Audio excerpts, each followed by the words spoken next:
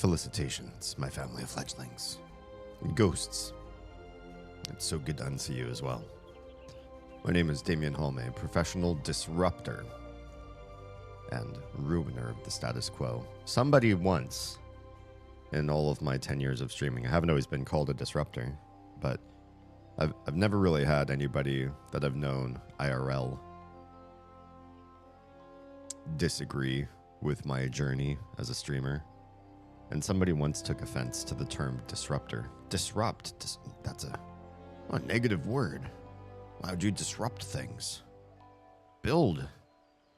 Go forth and create and make good things. Make good things. Be good and do and build and make. Don't tear down. Do big make.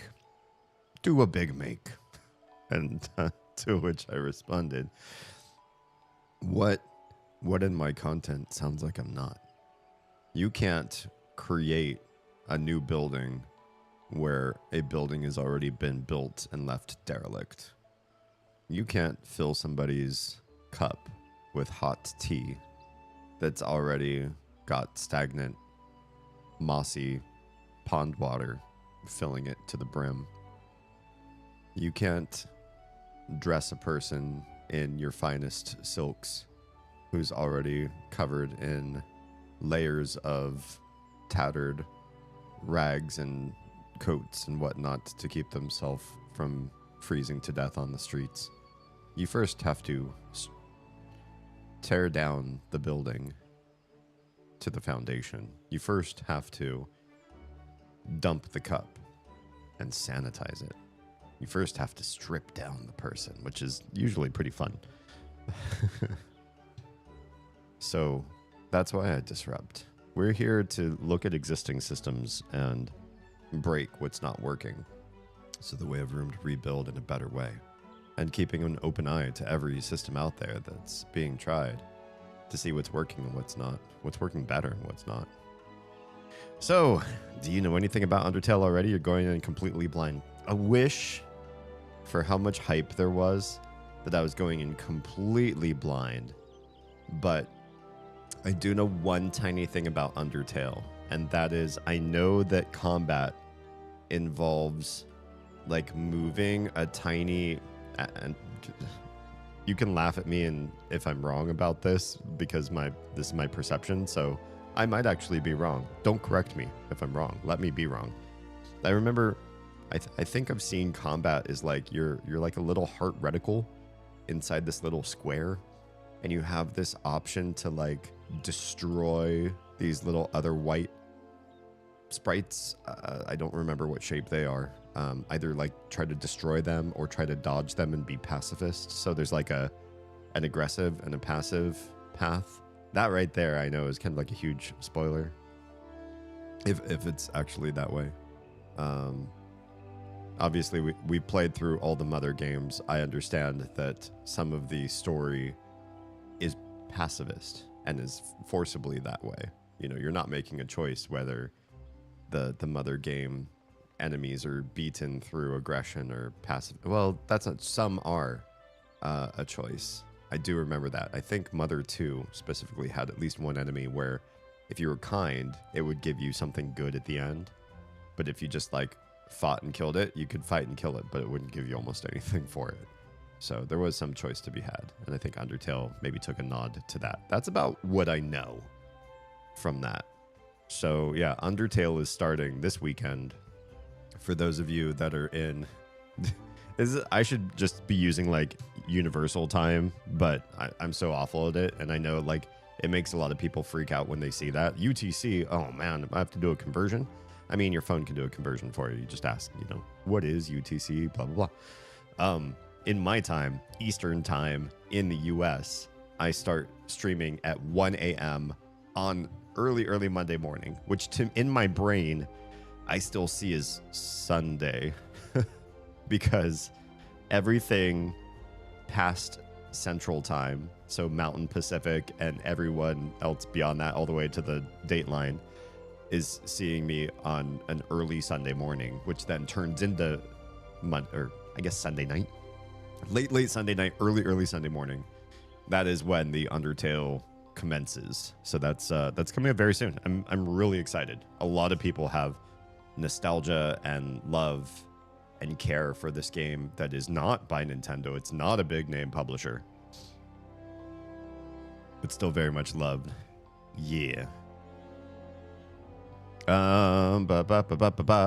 Far Cry Jimmy. What's going on? What's good in your hood? Hello, KK does edits. Do you? Are you an editor? Could I hire your services and your other services too? You'd have to ask my wife about that second part. Great song.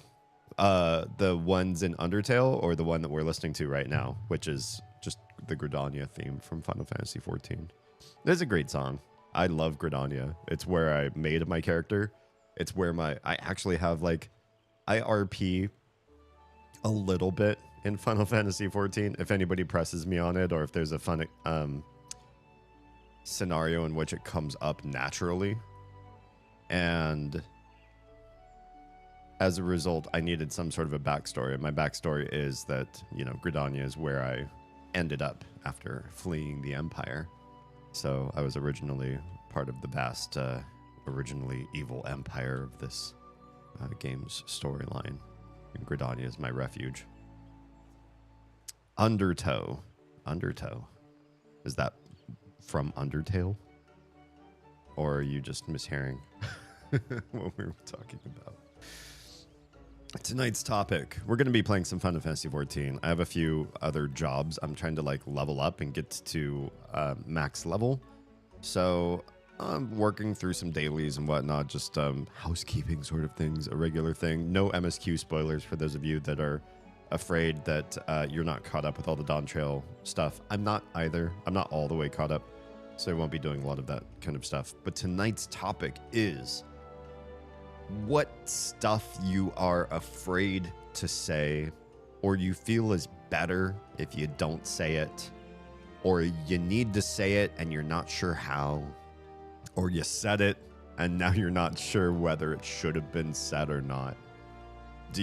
Is there anything that you would just carry to the grave that you'd be like, you know what?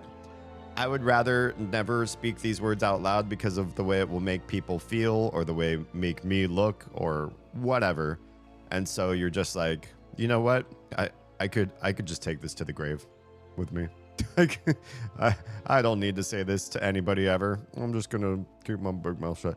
That's the topic, is what sort of theories of concepts of who we are and what we're about and how we relate to other people do we say, and how do we say them? What's tactful? What's considered a tactful thing to do to spit truth at somebody, and what way to package it? Versus, are you just being a big coward and you're not sharing with the world what you think because you're so afraid of how they're going to take it? Sometimes there's some knowledge in cowardice. So I might be painting it in a bad light, but there might be a real good reason why you don't want to come clean to certain things or share certain ideas you have with some people because of what it will irrevocably do to you, right? Or to them. Oh, it's a Tool song. You said Undertale and you heard Undertow, and it made me think of it. Made you think of, I don't know if I know that song by name. We're being visited by an Oz. Everybody say hi to the streamer of Oz who's standing right in the light's direct path. What? I needed at that angle to deter theft. I needed at that angle so it doesn't turn me into Casper the Ghost streaming. No, I'm saying, how did you put it down? I don't know how.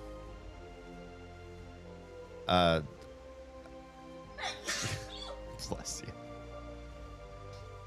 Let's do a shout out for the streamer of Oz who came in here to say something and then has been completely derailed and is no longer doing the thing that looks like she started to do this evening, and instead is in I want to understand your light theory now. You can find her exclusively on twitch.tv.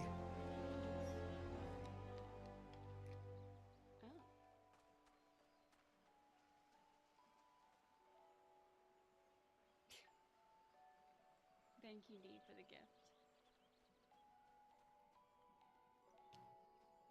Well, I think I gifted her that game. It's live production here, folks. Welcome to the live production. The top of my list these days, because it's been a topic of lots going on up there. A topic of immediate direction and intervention with our crotch goblins is the word fat. If you came here through the Twitch push notification, you might have felt weird about it. For good reason. Deliberately. In our household, I look like I got queasy all of a sudden, or like I'm jaundiced. In our household, our two littles look more yellow than not. No, that's just the light. They speak two languages. They do. They speak English and they speak Mandarin Chinese. And in almost every instance, learning two languages growing up, speaking two languages readily, being completely handily bilingual for most all intents and purposes has been a gift. But first, let me pause and ask Oz why she is here. Hi. I'm going to use the stove. Oz is going to use the stovetop. For the first time. Our brand new, Unused. unused stovetop. Cook in our kitchen went down. And I'm only going to do these parts. I'm going to do no other part of it. Okay. I'm not going to make guacamole, do anything like that. Simply. And then you're going to go to bed. That sounds good. I love that. How do you I look a little bit yellow to me, but maybe that's just because I've been looking. I turned it down from 5,000 of daylight. Sure. I turned it down to just about 5. Chat. 5,000. Okay. Chat, what do you guys think? Is this a natural human flesh tone, and I've just been staring at a absolutely paled out version of me in blinding, searing, awful light for too long? Or is this as yellow as my eyes make it feel to you guys too? How do we feel about the coloration?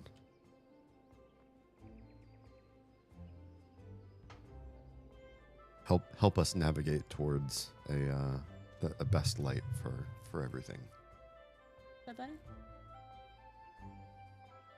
My brain wants to say, oh, actually, that did lessen the yellowing out. Because I turned it up to 5,000 Kelvin. It took the camera a minute. Either that or it's me back here and then up here.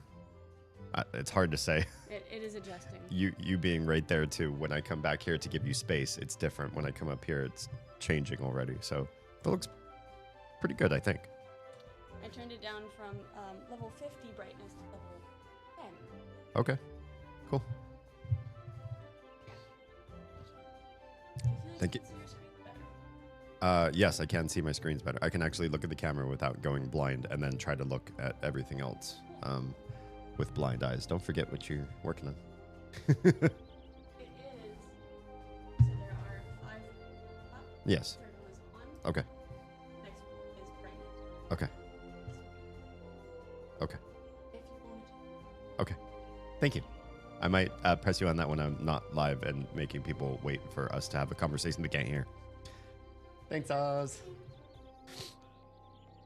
Well, thank you, Rush. I will gladly take you up on a triple self-care. I ask that you do the same. I don't really have snacks per se, but I have 2 different types of salsa that I can offer. You have to BYOC, bring your own chip.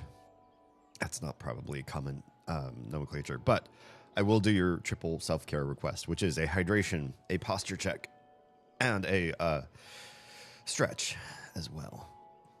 I made this particular channel point redemption in Twitch just for Rushdell, who would pop in and do 3 different separate requests of me almost every single time I streamed, and I just felt like it was too much heavy lifting. It just wasn't fair. So I made a channel point redemption just for our best bean. Guess it will consume your firstborn. Somebody else better step in, but I don't think Troa or Akumu are here yet, which are usually the folks that give you the most snack. So can I ask you to wait 4 hours and then we'll see what snacks apparate? Your male firstborn, mind you. Oh. You are my I don't know if I like that either. You're my dad. Wookie, wookie, wookie. Oz sent me a picture of the kitchen. Aw. You're breaking it in to catch everybody up. Oh, how the island lights look. Honestly, in the picture, they look good. They do look good. Yeah. Oz, do you have any snacks to offer our snack god, Brushtail? Yeah, for those of you not in the loop who are coming to us for the first time or just who haven't caught up with the lore of things, you like these so much better? I think I do too. Yeah, it was significant improvement. We had basically a total kitchen demolish, even an open wall at one point in our kitchen. And the contractor that we had fell through and so basically had a total breakdown, mental breakdown, maybe physical breakdown, financial breakdown. I think he's fled. I think he's filing for bankruptcy, which also means if there's any money left in the open for his services, it's gone. You can't get it back, not even through legal work. He's discharged his debts. And something else needed to happen for us to actually have just a working kitchen, just plumbing that flows with water, a dishwasher that we used to have plugged in that then sat in the garage for more than, for almost 2 years, maybe a year and a half. Just lots and lots of bathtub and laundry basin, dishwashing, convenience foods, budget destroying methodologies to try to get us through any given day without overbearing us with tasks or just overloading ourselves with tasks, because without a kitchen, everything takes longer. All of the kitchen stuff has to be stored in some other part of the house. You don't realize how much a kitchen holds of your personal belongings until you cannot use any of that storage because that room doesn't exist. And so where do all of the things that live in a kitchen live when they don't live there? Well, they have to live in other storage areas or other just random places on floors and corners and boxes and stuff. And that puts a stress on every other single system in the entire house and all of our spare time, because things just take longer. We don't have a lot of spare time. So our kitchen is near completion after a long and bumpy ride. There's more stuff, but some of it can't be shared on stream, or it's boring, or we can talk about it separate. But we're finally getting to a place where we might see some a new act in our lives coming very soon. I have Fritos and spicy bean dip, and Rush will take the Fritos. Whew. Our firstborn male, whomever that is, whenever that is, if ever that is safe again, at least until the next time I stream. Rush, we really appreciate you here. Thanks for being here.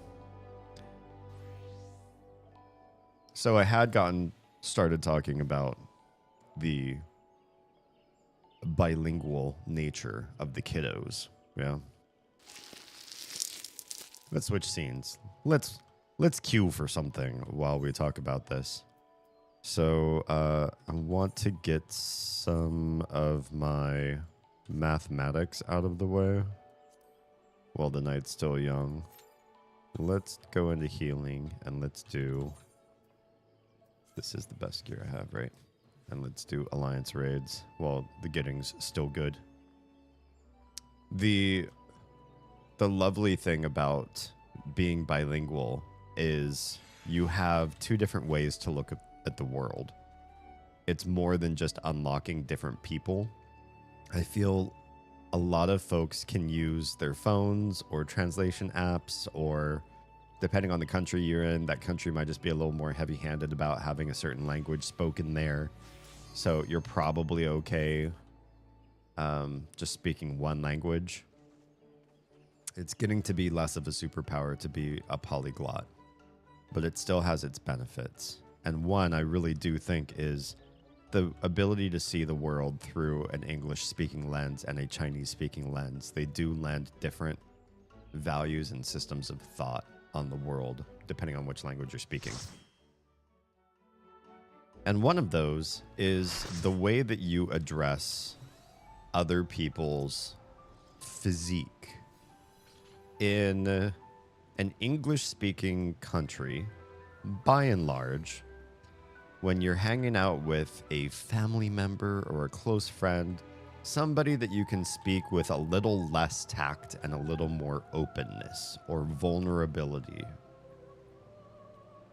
you still have certain things that you ought to say or ought not to say based on that relationship.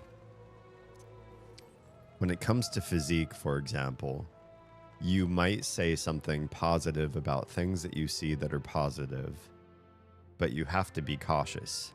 If somebody has been working out, they're a friend of yours, you haven't seen them in a while, and they look a little more buff than they used to, I think it's safe to say, you're looking strong. You're looking like have you been working out? That's a nice thing to say, right? Have you been working out, buddy? Because, yeah, kind of looks like you got some muscle going on. You look stronger, healthier. It might suck if they haven't, because you might be giving them a little bit of a backhanded compliment. They're like, no, I was sick last month. I'm really puffy. Hello, Stuart. So you do have to be a little bit careful about how you pay compliments. And you have to be careful about, when you're talking physique, the kind of compliments you dish out. Because physique may involve something you don't want to say, even if it's positive. What if your friends are trying to get pregnant and you see the lovely lady with a little bit more bump in the belly, and you're like, oh my goodness, so are you finally pregnant? And they're like, I had a really big breakfast burrito today and I'm just like carrying it, if you know what I mean. And you're like, oh, I shouldn't have said something about pregnancy. I don't feel good about that. Not a great look, is it? So it's still something where you got to be cautious about what you say. In English-speaking cultures, like commonly, generally. Chinese, however, is a little bit different. Stuart says, just finished a magic statue. Oh, cool. Literally just the pose she does in the character select. Okay, all right, that's cool. You're doing a lurk because of homework?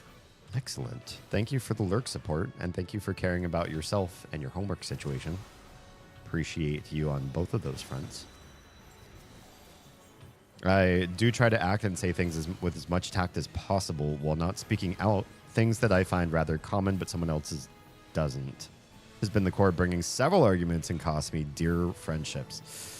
That can be, a real fear that the way that we interact with other people could mean that they don't want to talk to us anymore, that they just want to end the relationship right there. They break it off because of how awful they've been made to feel. It sucks. It really sucks. Posted in pride. Thanks, Stuart. Yeah, I feel like that's spot on. Maybe the number one reason why people can be very nervous to say certain things, because with the wrong person or the right person, you could severely affect the trajectory of the future of your relationship. Welcome back, Oz. Do we have gloves? Like, dish gloves? Cooking restaurant. Cooking in restaurant. I want to say yes, and if they were, they'd be somewhere in the laundry room. And if you can't find them there, then I want to say no. Because I don't know where else they would hide. I have multiple wounds on my hand from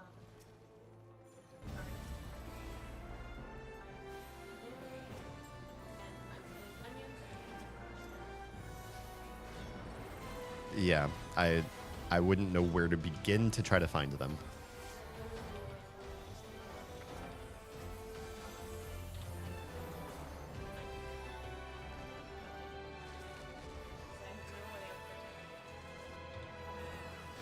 I would say use the dish gloves if you can. Okay. I'm not sure where else to go with that.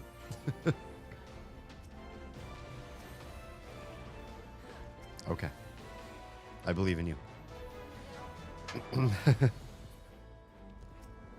So a funny thing about a lot of Chinese speaking culture is the idea of connecting with somebody's physique, especially changes in the physique, does not have to be just a positive comment on where you feel that they've been successful in losing weight or gaining muscle or looking healthier, and you just don't want to say anything about the negative. In Mandarin speaking circles, it can be very positive to just admit that you have seen something different about your friend or family member, period. It shows that you notice. It shows that you care. It shows that you're paying attention to who they are, who they were, what's been happening lately, and that you're checking in if you do see something different happening to them.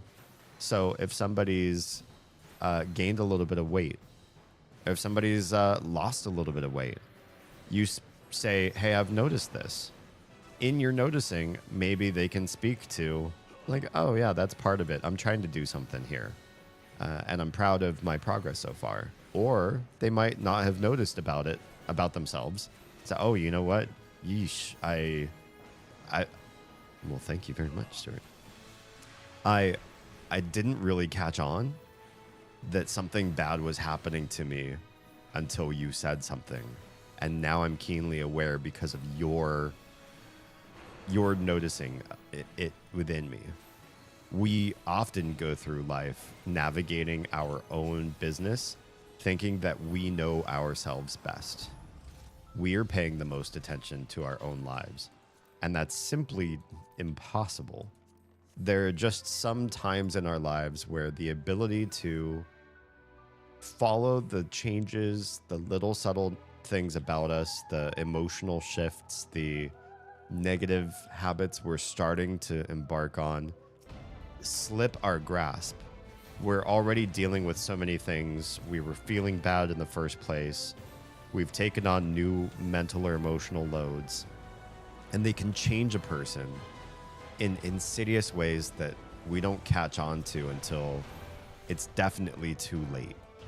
And at some point, we need another pair of eyes. We need our connectivity to other people to help keep us safe on the right course, hold us accountable for where we want to be. That stuff has to happen at some point. But in Chinese cultures, it can be okay to speak out when you see this kind of stuff happening. And so my kids have learned that it's okay to say in Mandarin whether or not they feel like they're seeing somebody who is becoming fat or has gotten fat. And the word fat doesn't carry an emotional overtone of, and you're a bad person. You make bad choices. You eat bad food, and we think badly of you for all of that. No, None of those. Speaking the word fat in Mandarin is simply an observation of where somebody's body is or has gotten to, with no implication of who they are with their values, what sort of person they're becoming or became. Just an idle observation. Now, if you mention that and the person's like, oh, yeah, I haven't been feeling good. I need some extra support. I don't know what's going on. And you're the first person to mention something. You could be of big help to that person. You could really help out by mentioning it out loud. So it's also perceived as a kindness. However, we live in a predominantly English-speaking area of the world, and our kiddos deciding to use that word in English, they have learned that there are some severe social implications. There just isn't the same level of tact when you use the word fat around almost anybody. Even a friend or family member to say something about their weight, unless it's positive. It has to be positive. If it's not positive, it's like you're not allowed to say it. And so our kids have learned that the word in Mandarin, pang, is a fine and safe word to say about yourself, your family, your friends, pretty much anybody. But the word fat in English is not safe, and they might as well just see it as a bad word. We might get there eventually, where we, as a culture, decide it's not the case to mention something about somebody's physique and that they'll immediately go on the defensive. Maybe someday, but for now, it's just not safe. So we tell them that's basically a bad word. You basically can think it but not say it out loud. It's weird. It's weird for them to have a code swap where in one language it's fine, comfortable, and in fact even polite to show that you care enough to comment on somebody's physique, that you've been paying attention to how they're doing. And in another language within the same cultural area that they live is absolutely unacceptable and can be taken as a grave insult. Almost no matter what way you decide to voice it. You could use so many weasel words around it. Like, oh, everything okay? You just got like a little bit extra to love, or like just you're a little chubbier than last I saw. Not anything bad, just is this part of a plan, like a dietary? Are you going for a certain look? Like, there's almost no way in English to say it without you putting the other person on some sort of defensive. What do you mean? What do you mean you noticed I've gained any weight at all? What do you mean you're looking at my stomach? And that it's not going in the only direction that is acceptable in our culture, which is in. In is the only way we're allowed to talk about it.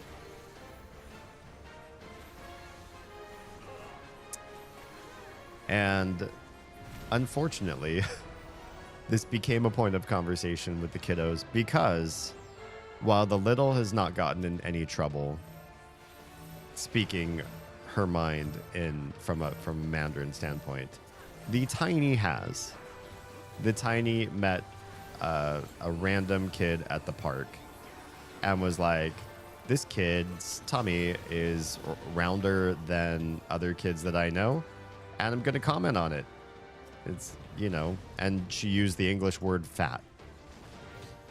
And that kid ran and told her mom, and that mom ran and found us and said, it's fine this time. I just want you to know that she's using words like this. And then we had to figure out, how do you navigate a space where a word like fat is perfectly acceptable in one linguistic center in a child's brain and not in the other? It's weird, right? To have a bad word in one language that's not a bad word in the other. But that's the case.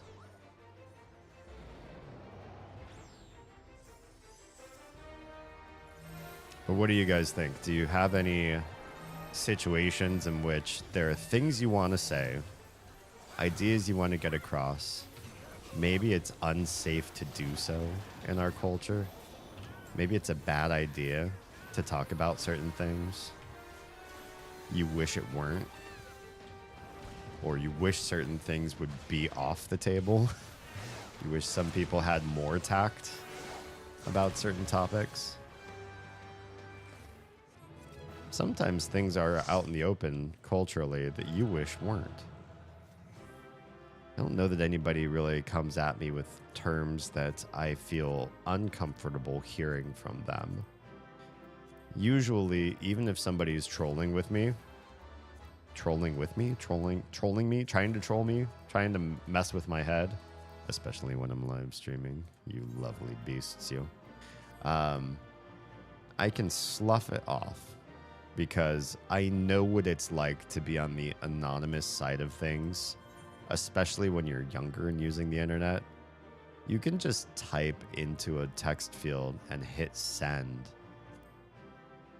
And there's no social implications. Nobody's going to come and like try to punch you for saying something rude.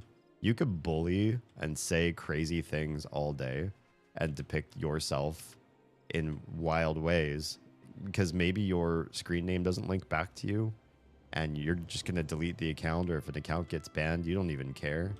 And if you hurt somebody's feelings or put them off of public relations for a while because they feel bullied or upset, or you've made them want to hurt themselves, that's okay because you're going to leave and go do something else immediately after. Bullying and the way that you use tact and lack thereof has very much changed since the internet. So when people try to get at me, especially through text alone, I get it. I understand how abstracting it is because nothing on the internet feels real. You close the window that you're receiving your information from or you're connecting with somebody on, and then it just disappears as a problem. Unless that person also goes to your school or job and then sees you in person. Then you might get punched. No, I'm just kidding. It could be different then. The stakes do change depending on who you're interacting with. Yeah. All right. So we're one daily down. Do we do either of these in... I feel like 15 is low to get... Maybe just main scenario also. So what I might do is go through and do level cap as a lower healer. Then I'm actually still leveling. Scholar and Sage are like neck and neck. Oh, we can't do level cap because it's level cap. I'm so dumb. Level cap's level cap. You have to be 100 to do them. Let's do it as Astro and get my stuff. Why are things so low? That's my brand new ring. Why is it hurting so bad? That's funny. It's like I shield myself with my one ring hand all the time. I just got that ring and it's like already needs repairs.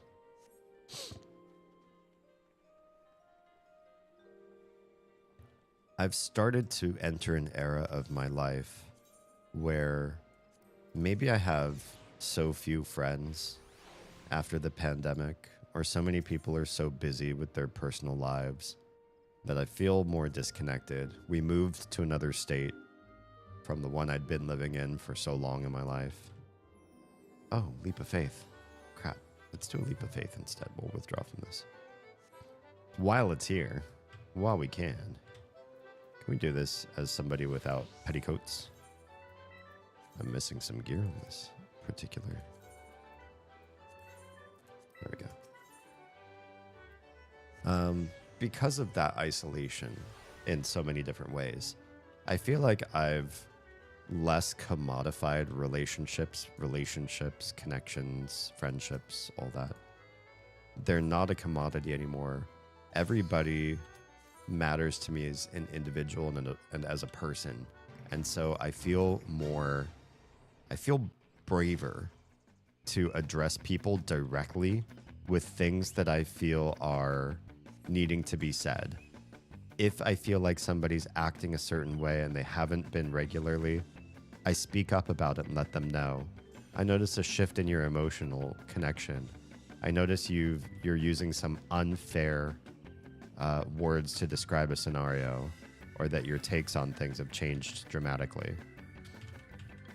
I bring that kind of stuff up more openly and more quickly than I used to. I don't mind as much if I'm putting something at risk, like a relationship, if I feel like it means that the air gets cleared, if that makes sense. People need to hear when they have upset me. And I'm not just going to shoulder the burden of discomfort on my end to maintain a relationship or friendship with that person. And that's made me a little bit calloused, I think. I definitely speak more like I don't care, and more what some people would consider rude or unfiltered than those around me that are used to interfacing with me, or those around me that remember me a certain way, because I've taken this on more and more over time. But it's really opened up a lot of connection, a lot of emotional interactions with people that wouldn't have happened if I had stayed tactful and those words and emotions weren't shared. Made some tasty chicken Alfredo and added some sauteed mushrooms. Nice, nice, nice. How's it feel to, I don't know. What was I going to say? How's it feel to make food? I think is what I was going to say. In my brain, I'm like, I still miss having like a full-fledged kitchen. Oz is trying out our stove for the first time. It's like a construction war zone in that room that will eventually be a kitchen. But she's like, I think that you can turn the stove on. And I'm going to try to do it. And hopefully it don't screw with people. Like, there's plastic tarps and stuff over things, so we have to be mindful about what gets too hot or what gets wet and that kind of stuff, because not everything's sealed or ready to go. But she's ready to use a kitchen, and I don't blame her one bit. So good on you using your kitchen like normal people. I guess not everybody cooks. Oh, that guy's just like floating in midair. It's funny. The clipping on some of these small floating dandelion seed platforms. It's kind of weird. Me cooking is mostly just air frying stuff. Okay. All right. Nothing wrong with that. Yeah. I should say, too, that me being emotionally vulnerable with people isn't always a negative thing that results in conversations that are hard to have with people. I think some conversations are easier to have with people, but we get nervous about having them, or we have other hang-ups as to why we don't or shouldn't talk to people in a certain way. And one of those, I feel, is having like strong emotional connectivity to friends. A lot of people have friends and they say nice things to their friends, like, hey, I really value our friendship, or I just have a good time hanging out with you, or whatever. You say little things here and there. We don't always say to the depth of the emotion that you feel, like, hey, you emotionally regulate me. Without you, I have a harder time, and so I don't need you in my life, but I'm way better for having you in my life. That makes things a little deeper and heavier. Or you could even go as far as to say things that you really feel on your mind, like, hey, I know we're both in different relationships, but at one point I thought things might have worked out with you, but I'm glad that they didn't, because you're a very valuable friend. What if they didn't even know that you had feelings about them before? That's a big openness. even if you're closing a door at the same time. Imagine telling one of your friends, I felt a way about you, but I'm glad it worked out this way, that, you know, we're friends now instead. That can also feel kind of insulting. Maybe that person had certain feelings about you, and now they're like, oh, well, that's cut off, isn't it? But maybe for the better if it is. Maybe for the better that some things are said out loud and that you're not scared to share in that really heavy way. Man, just a couple dead cards there. And as a result, I like to, where I can, say what's most deepest on my mind. If I have a profound emotion about something, whether that's profoundly negative and I need somebody to hear it, because otherwise, how are you going to deal with it? How are you going to come to light? Or how are they going to clear the air if you feel a certain way, but you're not willing to say it out loud? How would they know to say, oh, you know, you've got this wrong? Let me correct your perception, if they don't know what your perception is. Or you might really change somebody's heart, make them feel better about themselves if they were to hear something positive today. And who better to hear that really big positive thing from than one of their best friends, than a good close friend and companion like you. And you've decided that you're brave enough to share it with them. Changes the course of their week. Changes what they do this year with themselves, because they feel inspired by something that you've decided to share with them after all. Could be important. But I'm also open to, and I try to tell my friends this, I don't think it necessarily pans out into anything. Sometimes open invitations are still met with somebody's internal fear on, you know, what they have as far as hangups and what they feel is tactful versus not. But I do try to invite and encourage my friends to look at our friendship with the same openness that I present. That if they have a question or something that they want to share, that it's always going to be positive if we talk about things more openly and they ask questions more directly to me, that then I can address them and maybe clear the air or share or feel inspired by something that they want to say. To try to encourage my friends to be as fearless as I've been adopting recently.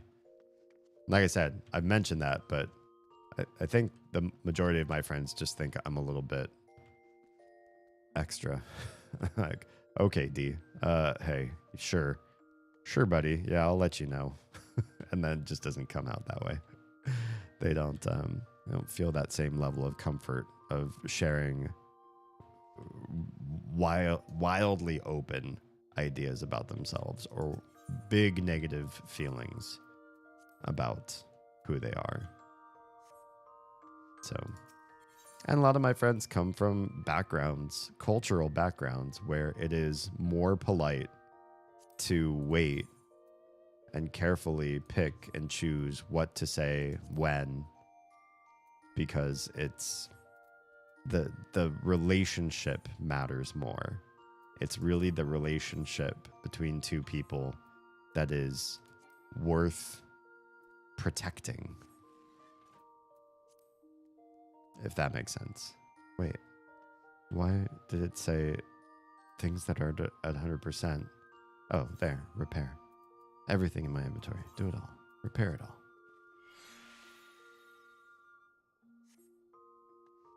And I feel like a lot of this, for me, has been a West Coast US versus East Coast US concept. Although I'm starting to learn that in the South is profoundly different from like mid-Atlantic coast sort of folks. I spent a lot of time in California, and in that time that I've spent, I feel like I've learned that tact, i.e. the concept of being so careful about what you say, that you want to maintain the friendships, that it makes the most sense to be sensitive to others' feelings and emotions well before you actually hurt them. That you just leave certain things unsaid, or you don't connect in certain ways, or you ghost people in order to not have the negative connection. I've had girls I've been interested in dating or pursuing in a relationship ghost me because they don't want the negative conversation of, hey, I think we're just not a fit for each other and we shouldn't connect in this way. Yeah, I hope you have a great time. Some of that too is also bred from getting involved with toxic males that could be very, very negative to hearing that sort of information presented to them, and then they cause a bigger problem than if you just ghost them and hope that they leave that way.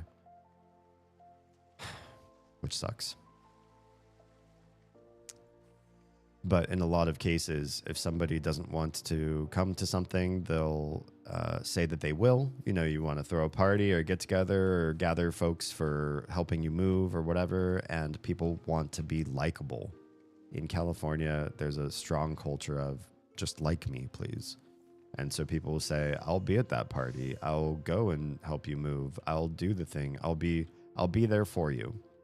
I want you to think of me as reliable and present. And then they will not, and they won't return calls or texts when you ask them where they are or what's going on. And then later on, they'll come up with a story, you know, something, oh, you know, something came up or I was so busy, or, oh my gosh, I passed out. I'm so sorry. I was like dead asleep. But it happens with so many disparate people so often, and it becomes culturally impactful that this is the way that people engage, that California's become a let's do lunch culture.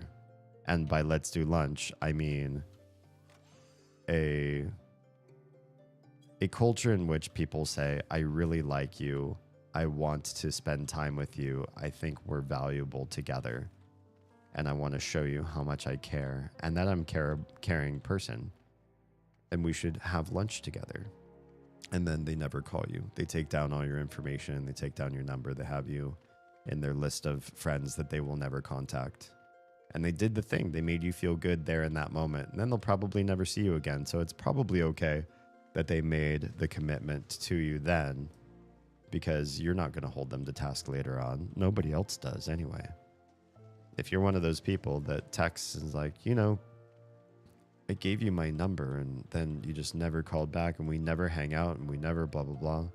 You're seen more as needy and off-puttingly clingy and too direct for a lot of people. And you'll push them away for being that way. Unless it's very reciprocal. If two people are really on fire about each other, they'll let each other know, even in California. But a lot of times, if it's unrequited, the person that feels strongly about the other will not actually hear that there's a disparity. They'll never hear those words. They'll never hear, you know, I just don't like you, I think, at the same capacity that you like me, and I don't think we'll be hanging out. You don't hear that in California. Everybody's too much of a coward. Whereas on the East Coast, specifically the Mid-Atlantic area where I grew up a good section of my life, people don't waste time on dead-end relationships or gathering people in your phone that you're never going to call. It's much more common to say, like, hey, I think you're a big asshole and I don't think we get along that well. Or I heard you say something about one of my best friends and I just don't think we're a good vibe or a fit. I don't like you. Or going forward, I don't think we're going to hang out. It's seen as more rude and off-putting to some outsiders that they would talk in such a capacity, in such a way that makes you feel like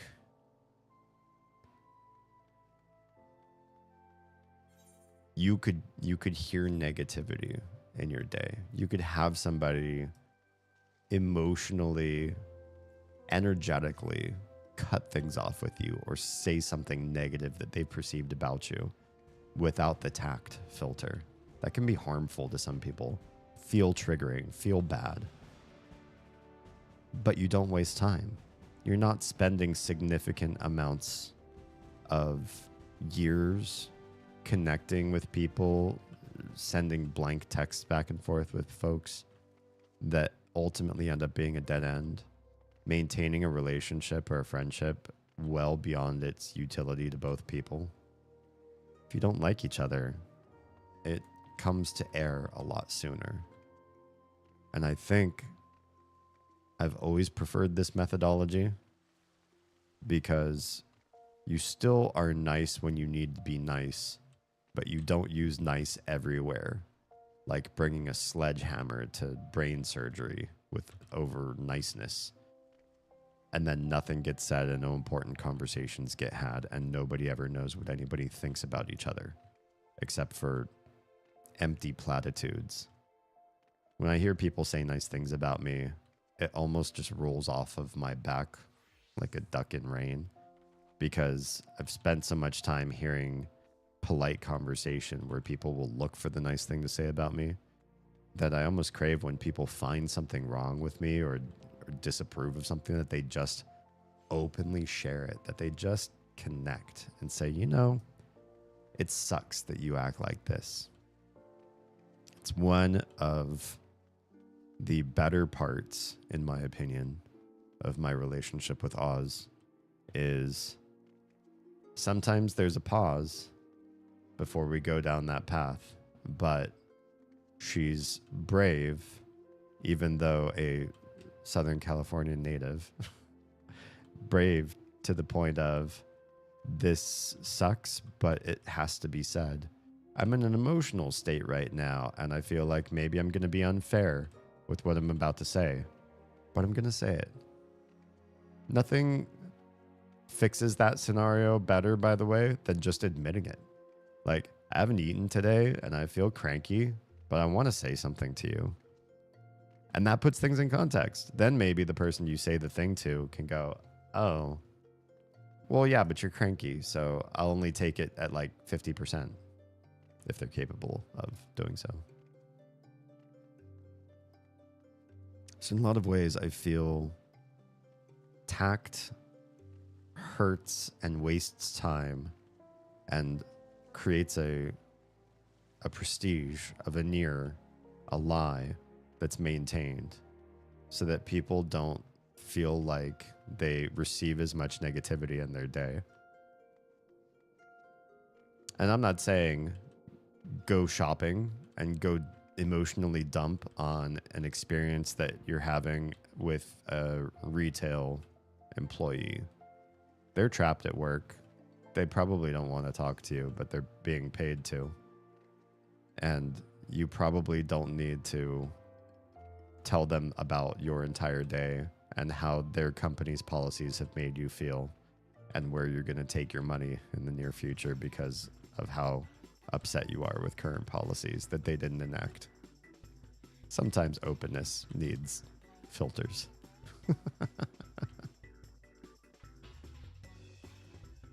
Yeah.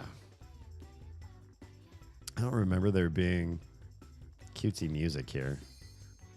Is that because there's a holiday right now? Or did they change it so that there's always music playing here so that the dancers aren't just looping dance emoji in the middle of nothing? Oh, this one. This one's fun in its own sort of way.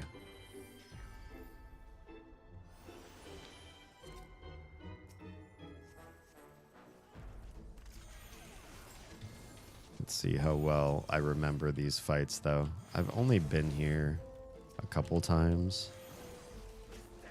And I feel like sometimes that can be to my detriment to not quite remember 100% how to do things.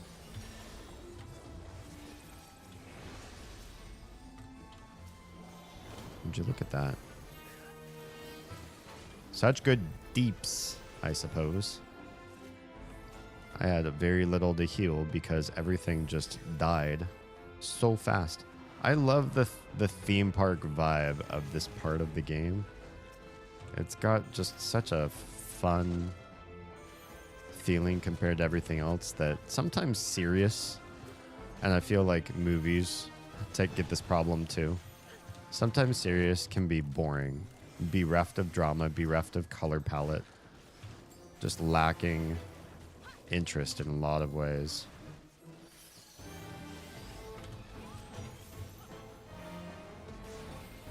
Oh my. You see this with superhero stuff too, since we've been talking a lot about superheroes lately, with Marvel Rivals and my kiddos watching some of their first Marvel Universe movies.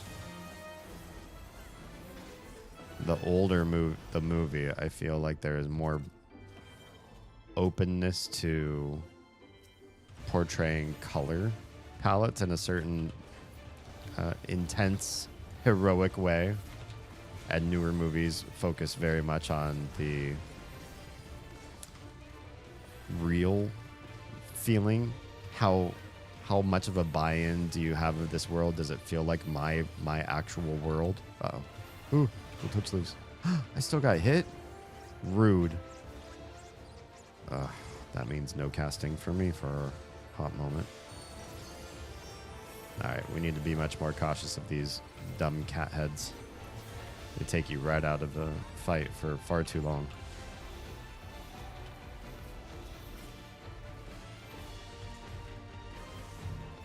I don't like all you cats. Go away. Go away. No. Don't touch me. No, don't also touch me. Oh, this is not great. Ooh. I'm sorry I can't heal you. Thank goodness they've seen the cat head. They know my issues. My issues with lack of being able to dodge things.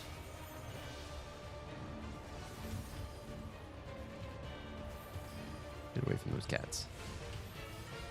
Nah, you're kidding me. Every single time.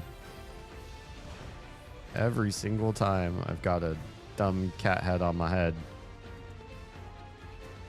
I'm the worst.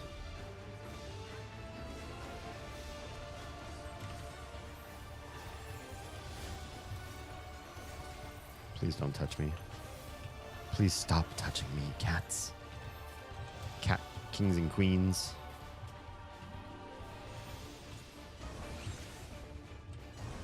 Ugh. I found the safe place to stand for once. Uh-oh. But not for long. About to get AoEs dropped on me. Alright, cool. Look like you were fighting the ghosts from Casper.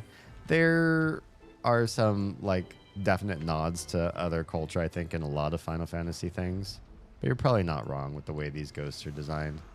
They got a certain cute family movie vibe to them.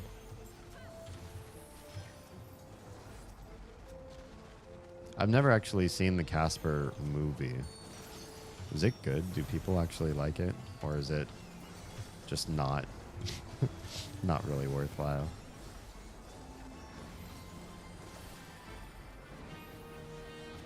Casper is one of those things that I knew existed in the back of my head. It was like, oh, those are like old comic books, like Archie comics, right? Or Richie Rich.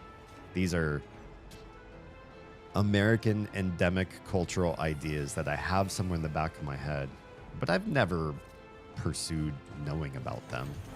I don't go out and buy vintage comic books or watch movies based on, I don't know, old stuff. Unless it's based on something old and I just never knew. Oh. Forgot about that. That little gotcha.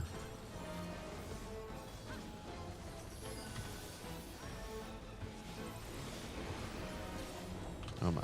We're taking big heat, big damage right now.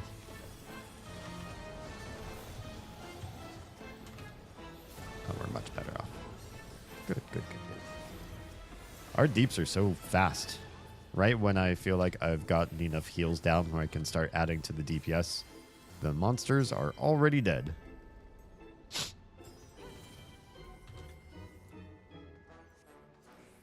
Do you have any Final Fantasy monster creatures you like in particular? I've always been sort of, I don't know, monster or creature. I guess I care more often about the characters, like good guys and bad guys in a story, than I do about the monsters within. Am I standing in the safe place? No, I'm not. I am not. That was a very unsafe place. I like the idea of many different monsters. I feel like something that Square did right in a lot of its games was introducing people, especially young people, to mythologies and folklores.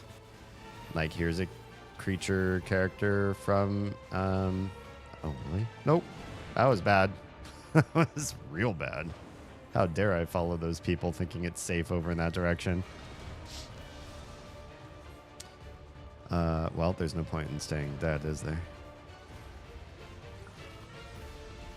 So I like all of the nods to Indian folklore and Greek mythology and Scandinavian and Norse pantheon, and they just kind of go everywhere. They studied and learned so much about so many different mythological backgrounds, and they're not afraid to go a little bit everywhere. You learn about Japanese and Chinese myth and Western ideas, and it's just everything. That's fun, but that also means that I don't know that any one enemy or creature particularly stands out. I might have just been kind of pervy when I was younger, but I always liked enemies that were like hot chicks with scantily clad, pixelated bodies. But that's about as exciting when you're a young kid as, I don't know, like trying to look at the underwear section in a catalog. It's only gets you so far. Casper is pretty good. I still enjoy it today.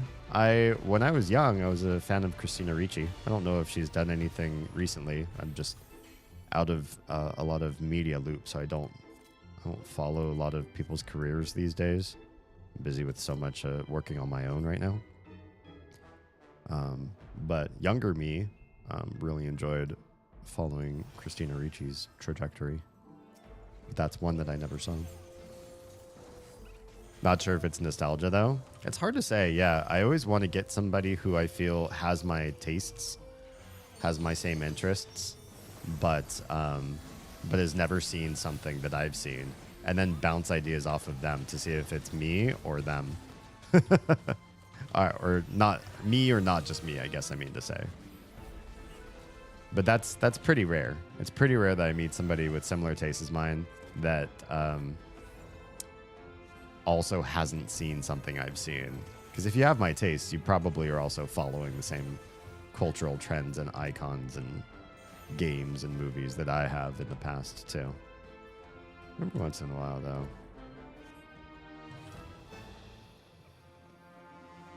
When it comes to Stuart, I feel like Stuart has seen everything I've ever seen in my entire life, and then lots more besides. So I would never be able to share anything new with him, ever. Correct me if I'm wrong there. We have an Oz coming once again. Just straight up killing zoo animals, you monster. Listen, I didn't sick them on me. There's some sort of demonic ringleader that does this, leads the pacing of this dungeon. Hi. Oz is already all done with meal prepping. Good stuff. It didn't take you that long when you have a freaking kitchen to do it in. Yeah, I feel like kitchens really do make short work of food, as it turns out. Who'd have thunk? We had to live without one for as long as we have to learn this simple truth. I feel like we can write a clickbait article. Things the kitchen industry don't want you to know.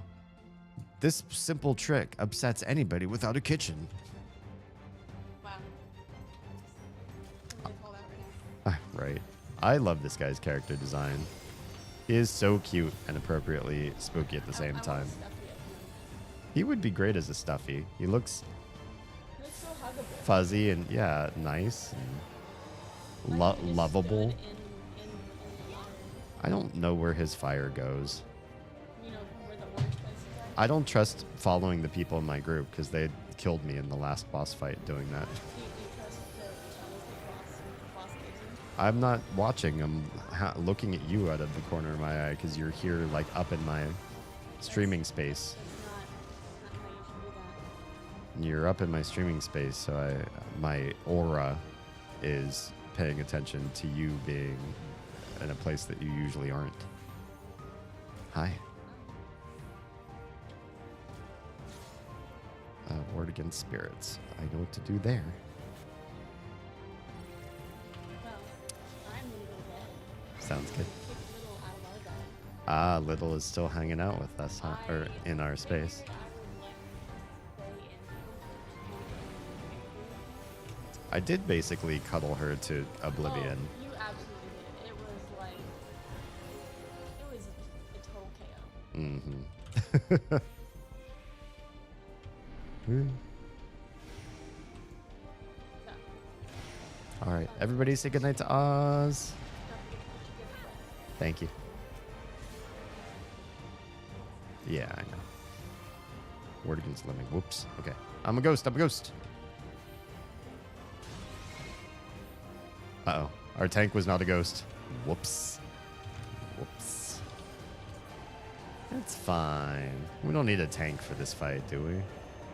Just kidding. I think it's my job to make sure that he's handy. Have a ghost tethered on me? We do. Alright, bear with me while I do a little bit of recovery stuff here. I already wasted some of my... Oh, whoops. Oh, that's not good. Ward against living. I'm just going to stay dead.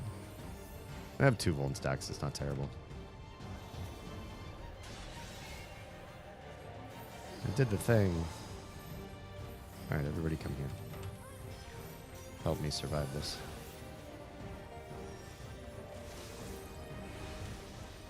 Why can I not target our enemy? There we go. More ghost tether. Walk away from them as far as possible. Changes the tether. I always like the designs of Leviathan in the Final Fantasy series. I like Leviathan okay. I don't think there's anything that specifically draws me about a water elemental creature or ice or fire or anything like that. They're all neat in their own way. And what I like maybe the most is just that there's so many different elements portrayed. In that regard, I just like that there are so many different creatures. Like there is a fire and a poison and an air, and each Final Fantasy sort of reinterprets those creatures or gods or demigods or whatever they are, so that you do engage with sort of a different feeling world while also sensing kind of a passing of the baton between or across games. High level dungeons needs a tank. Good, because we have plenty of tanking to do as well.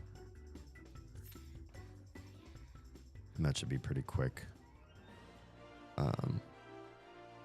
Queue times. Yeah, Leviathan's okay. To me, it's the greater pantheon. It's just the fact that they do have so many elementals. It's fun seeing things classified with different elements. You're wrong. You showed me Garth Marenghi's Dark Place. That was me? Oh, I guess that was. By the way, got my coworker hooked on it too. Showed him the first episode at the end of one night, and he came to work the next day saying he watched 4 more episodes. That wasn't from me originally, though. I can't say I can take the blame in having found Dark Place on my own. It's my friend Sanch, who we call Sanch because of Dark Place. Sanch got me onto the Mighty Boosh, and when I watched every single episode of Mighty Boosh, I was like, that was awesome. He's like, okay, well, there's also Dark Place if you were interested. And then I watched all of those too. Yeah, Dark Place is just one of those great things, especially with the newfound fame of stories like Alan Wake. I feel like Alan Wake is a strong nod to a certain era of spooky, sci-fi, creepy tales of, you know, part detective, part spoopy sort of stuff. And Dark Place was a great satire on that genre and how poorly done the 80s production values and spend on everything was as far as that whole genre went for a while. Oh. We don't have any gap closers. Okay. Well, at least we have this. Can we get a whole bunch of aggro right now? And then run? And then run. You can deal with it themselves. I'm going to get myself killed 100%. For sure. Absolutely demolished right now because our healer is not going to be able to keep up. Run. Get to the healer. Oh, they really hate me now. They are displeased at what I've done. Why have you done this, tank? Why are you making me sweat and stress? It's a bad fever. Bad fever dream in the middle of Snowcloak. No, we're fine. Look, no deaths. No deaths. Oh, that guy's aggro on the wrong person, though.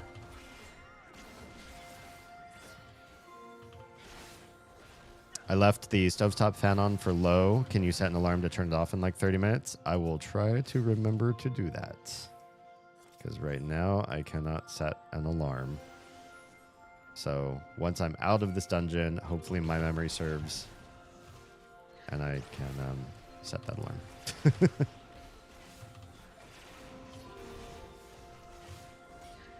Not sure if Oz told you, but I decided to replay Control. You know who told me is your wife. She let me know that you were back on the Control thing. How are you liking it? When was the last time you played that game?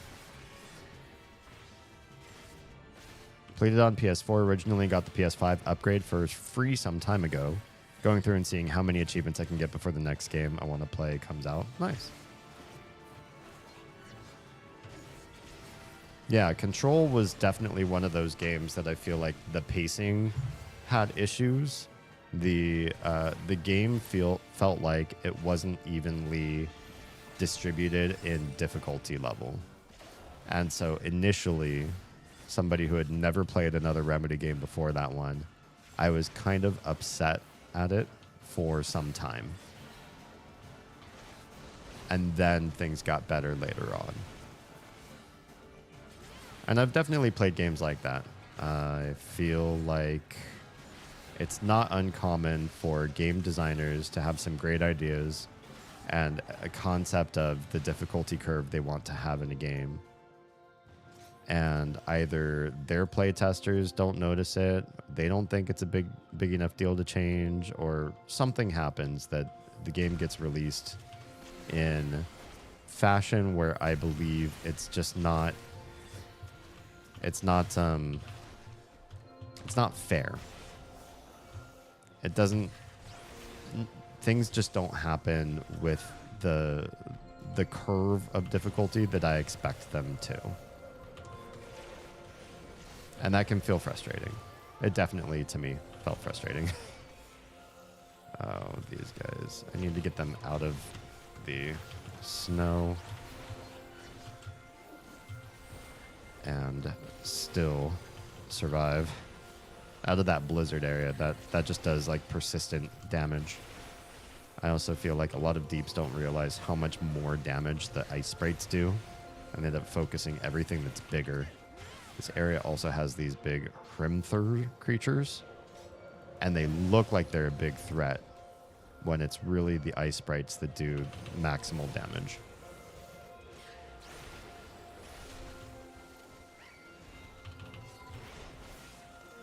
Also, I'm out of defensive cooldowns right now, which is not terrific.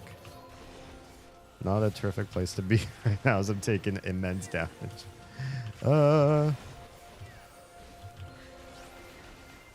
There's one cooldown that just came back. This healer hates me. They're probably cursing me under their breath. They're not typing, but they're unhappy with me. Because I'm pushing them hard.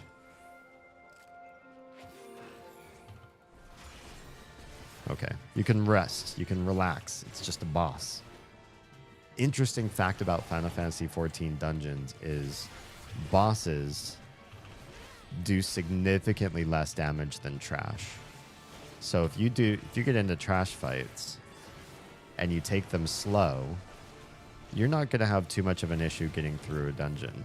But the meta for people's to honor their time and commitment and get them on to doing other bigger, better things, tanks are often encouraged by the community to pull as many trash monsters as they can, as the game will let them in a given area. And doing so, they do significantly more damage when all stacked up together like that. I shouldn't say that the trash fights do a lot of damage on their own, but because of the meta of bringing so many together all into one big fight so that the DPS can AoE them down really, really fast, that's where the meta starts to really hurt healers and really take their toll on maybe tanks that don't have the same equipment. But that also makes, once you get used to that level of how much damage you're taking and how much the healer has to heal, once that's your accommodation, then the boss fights really do feel easier.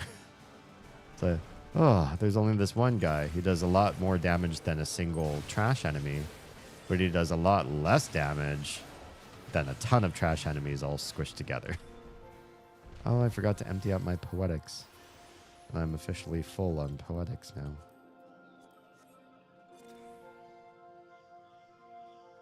I have Hua with me here.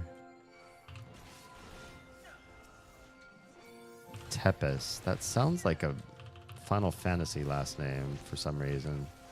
Oh, isn't Tepes Vlad the Impaler, or the original Dracula? Isn't Tepes his last name? I think I remember where I've heard that last name before. It's not Final Fantasy at all. Well, it is. I think there's some Dracula lore in Final Fantasy games, right? Whoops. Didn't mean to hit that one. Whoops. I used my defensive can't kill me oh shit button accidentally. That almost never happens.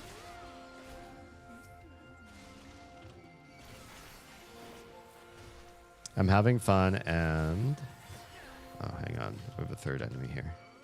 And a fourth.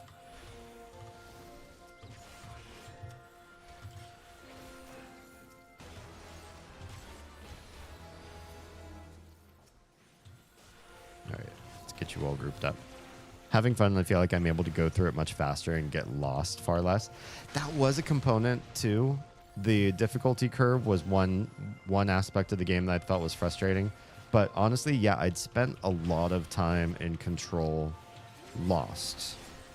Like, kind of, the game tells you what you ought to be doing next, I feel, often enough. But that also doesn't mean you know where to go or how to get somewhere where the game wants you to go.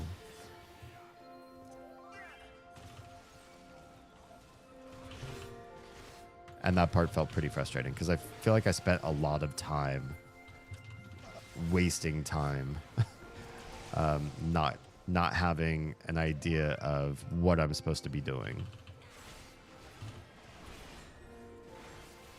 It sucks, but it's something that's immediately rectified with your next playthrough. Will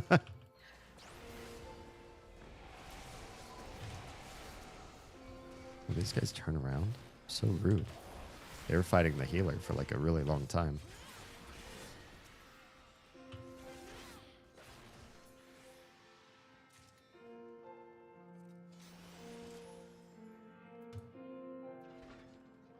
I also feel like Remedy games are decidedly different than a lot of other games, so it's probably harder to test games like it when there aren't very many games like those. The Sam Lake universe, somebody called them too. The Sam Lake games.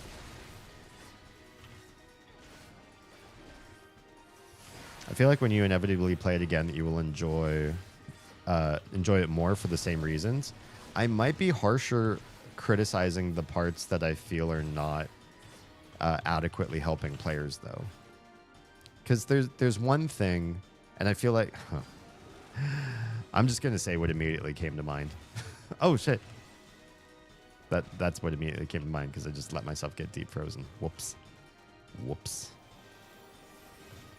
I thought I was out of that, and then I wasn't. Oh, and I don't have any defensive cooldowns for this. No. That's okay. What immediately came to mind is, you know how some boomers say they don't want the student loan situation fixed in any way that feels unfair to them? Because if they had to pay predatory loans that they opened up when they were 17 and didn't understand the full ramifications of the financial burden that they were taking on, and then it led to decades of financial problems for them trying to get back into being a contributing member of the community, well, other people should get it too. I think if I had to suffer it, you should have to suffer it. I believe that the same hard pains and labors and grit and determination that I had to do, I believe that kids have it too soft, and you need to make them have some hard knocks for them to appreciate things in life. Basically, the boomer mentality that if I suffered, you should suffer too. If I have bad things happen in my life, then my children should have the same bad things. I shouldn't want a better life for them. I should want the same suffering that I had because it made me such a damn good person. Now I'm going to relate it back in such an unfair way. That I feel like if I play through Control, or literally any other game, if I ever played it back again and I thought that something was unfair to noobs, and then I come back as somebody who knows exactly what I'm doing in the game, and I blow through that mechanic because I'm like, well, that was really easy, you know. Now that I know what to look for, now I know how the puzzle's solved. Coming back to it, it's so easy. I'm going to try, going forward, if I do ever play any games that I've streamed before, to look at it from a fresh lens, to look at it from the newbie eye. Maybe the Remedyverse games really aren't the worst offenders in this particular sphere, but I will gladly call out the games that are, which I think are the Myst series of games.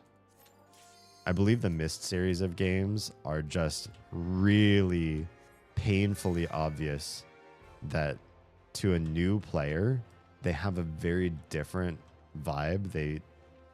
New people interact with the Myst games in ways that cannot be understood almost by the people that are looking back on the game series with nostalgia. In other words, you will never perceive the game correctly after you've beaten it, because all the puzzles will feel more fair because you know the answers. Knowing the answer to a puzzle makes it immediately more fair in your eyes, because you're like, well, yeah, I kind of see where the developers, what they were thinking or where the nod is. You can kind of see the clues here. Like it makes sense. You just have to, you have to think about it. You have to see it in a little bit of a different light, and you'll see it'll all make sense, or it all clicks, or there's like an underlying theme that you'll catch on to. Newbies don't, and they won't. Not with the Myst games. The Myst games are very cryptic, and the type of guessing that you have to do, the way that the devs thought and came together with puzzles is so distinct. It's so different that you really do struggle to think like they do, or to decide that the flow of the mental flow for a certain solution works for you. It works for you once you know the answer. And I had many a time where I felt like that's just completely unfair, or like the testing that they did was probably because it was two brothers originally with the first Myst game. I feel like it's like a culture bound. Well, they're both brothers and they both think like each other a little bit more than other people do. And so you get this vibe like one brother had a cool idea for a puzzle and shared it with the other brother, and the other brother was like, that's a cool idea. And then they didn't check with anybody else that thinks differently than them. I think it's cool. You think it's cool. Well, if two people think it's cool, that's enough people, and we don't have to go forward checking with anybody else. We both say it's cool, therefore it is. I will say the map they give you doesn't always show what level you're on very well and doesn't always help. Maybe that's something they could patch in, especially in a PC version of the game, where you can make changes to things. I do not feel that a mapping system that needs to have a lot of verticality built in, and Control has a lot of verticality. I don't feel like you could do that and have a really flat map like they do, and for that to be okay. There needs to be some sort of solution, especially for like a big bureau place. It's supposed to be like a governmental, right? Like secret government agency. Other people have solved for complex mapping systems with a lot of verticality already very well. And I feel like the fact that the map is so poorly designed is almost intentional to like get you lost and eke out more time. Like, well, Control is really this many hours of gameplay, but a significant portion of why it's so many hours of gameplay is because you will spend X amount of time not sure how to get places that are a direct result of the bad map. And they're not the worst offender there. That's a very minor complaint in an otherwise pretty cool game, where there are definitely other games where they're much more offensive in that particular regard, i.e. they deliberately force you to spend lots of hours doing bullshittery because they know that without the bullshittery, there's not enough hours of gameplay.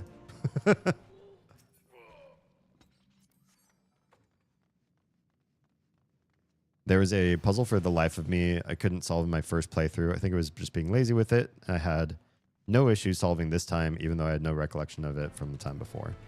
I could give you and the game developers the benefit of the doubt, but I also could say, maybe to give you more credit, that once you play through a game and you get to know how the developers think, that you might have solved something that would have been so much harder the first time, because now you kind of know what Remedy does with puzzle creation.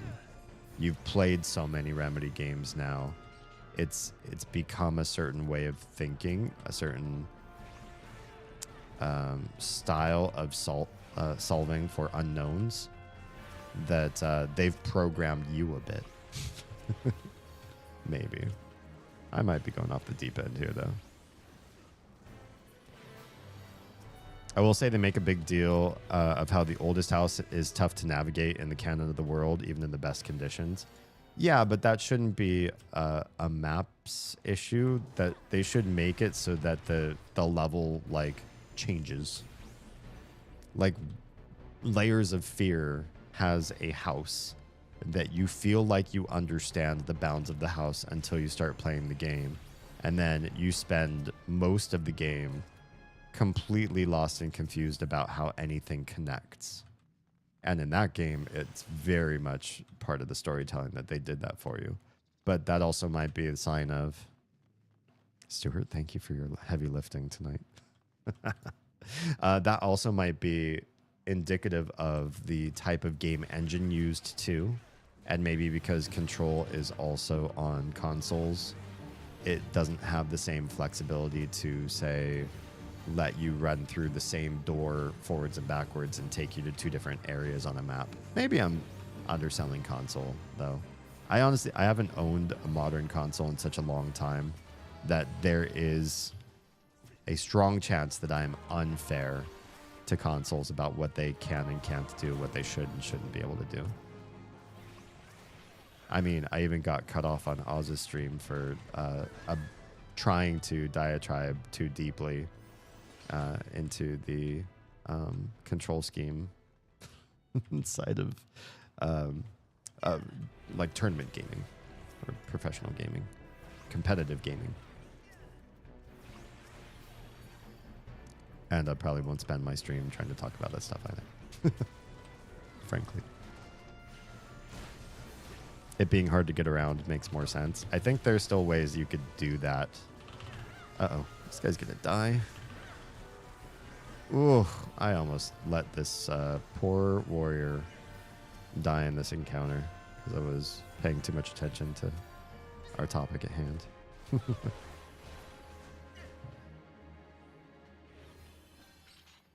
What they ought to do for a world build where the level itself, the entire area that you're in, is tricky to navigate, is make the map shift or change without telling you or without giving you any signs or indications that it would do so.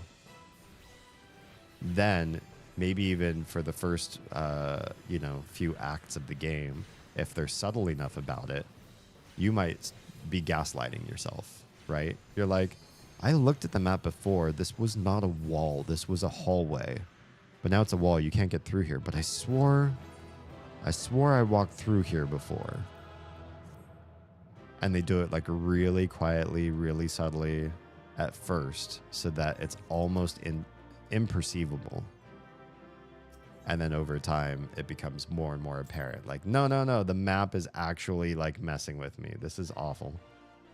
And then you feel like you can't trust even something that most people trust in a game is, well, if I'm lost, I can at least open up the map, right?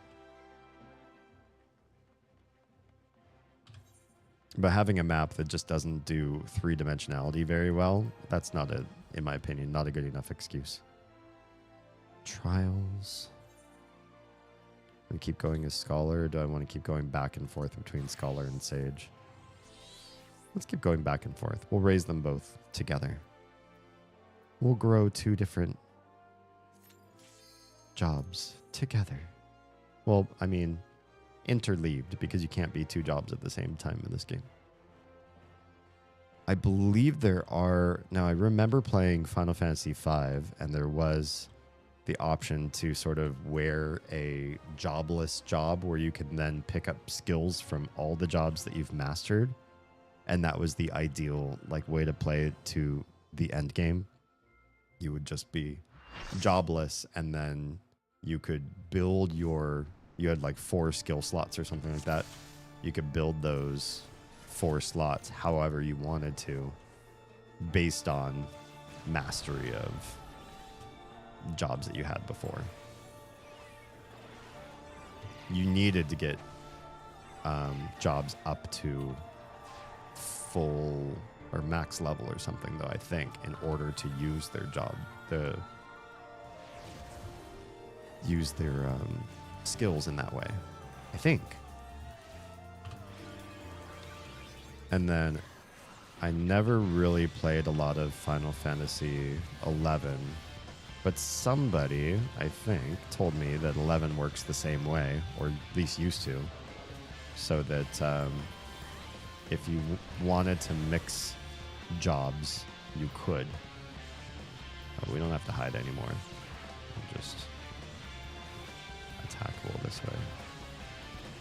We have to kill all these plumes first. And line of sight is a killer. Here. It's one of the older fights where there isn't a clear indication as to how strong or weak Garuda gets. But you'll find out pretty quickly if you let those pillars fall.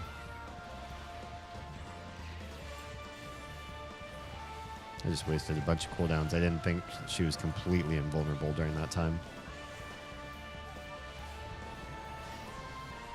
Why am I hurting so much?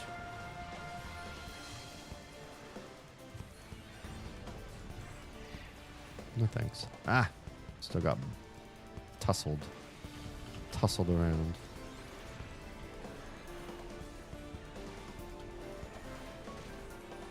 Thank you, Rush. I will take you up on that. Probably after this fight.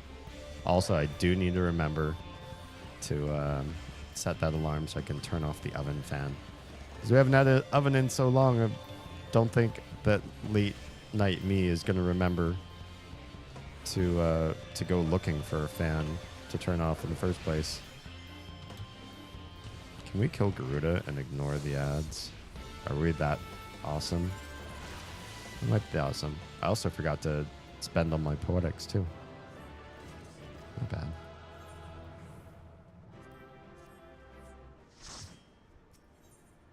Do I want this loot? It turns into stuff for me, so might as well.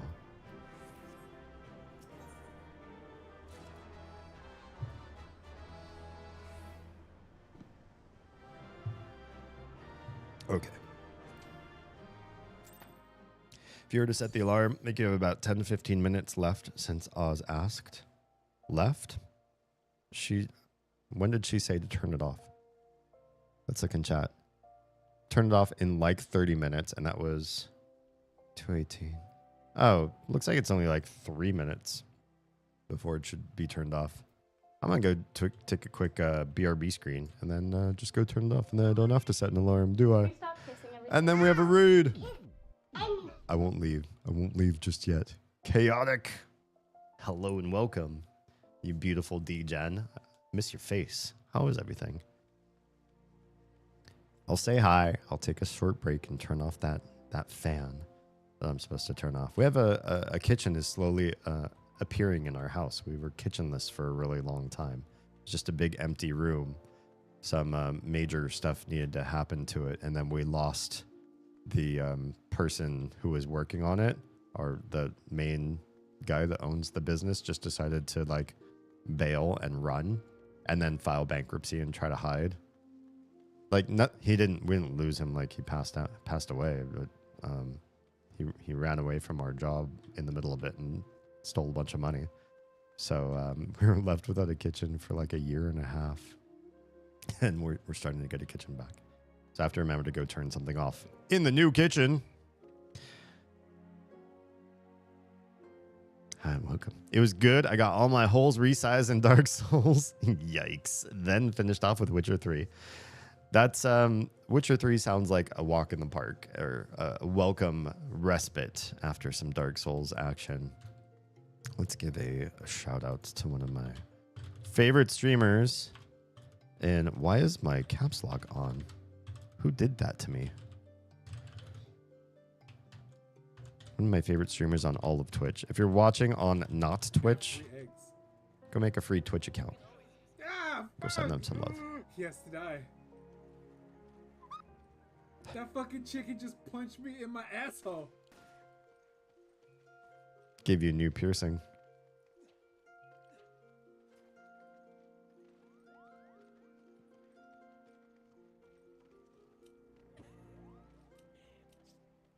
Fuck them kids. Man, talk about guess what chicken butt. Yeah. Sometimes that happens, man. You have to watch the cute little animals, the seemingly just for aesthetic stuff they put in games. Sometimes that's the worst of the shit.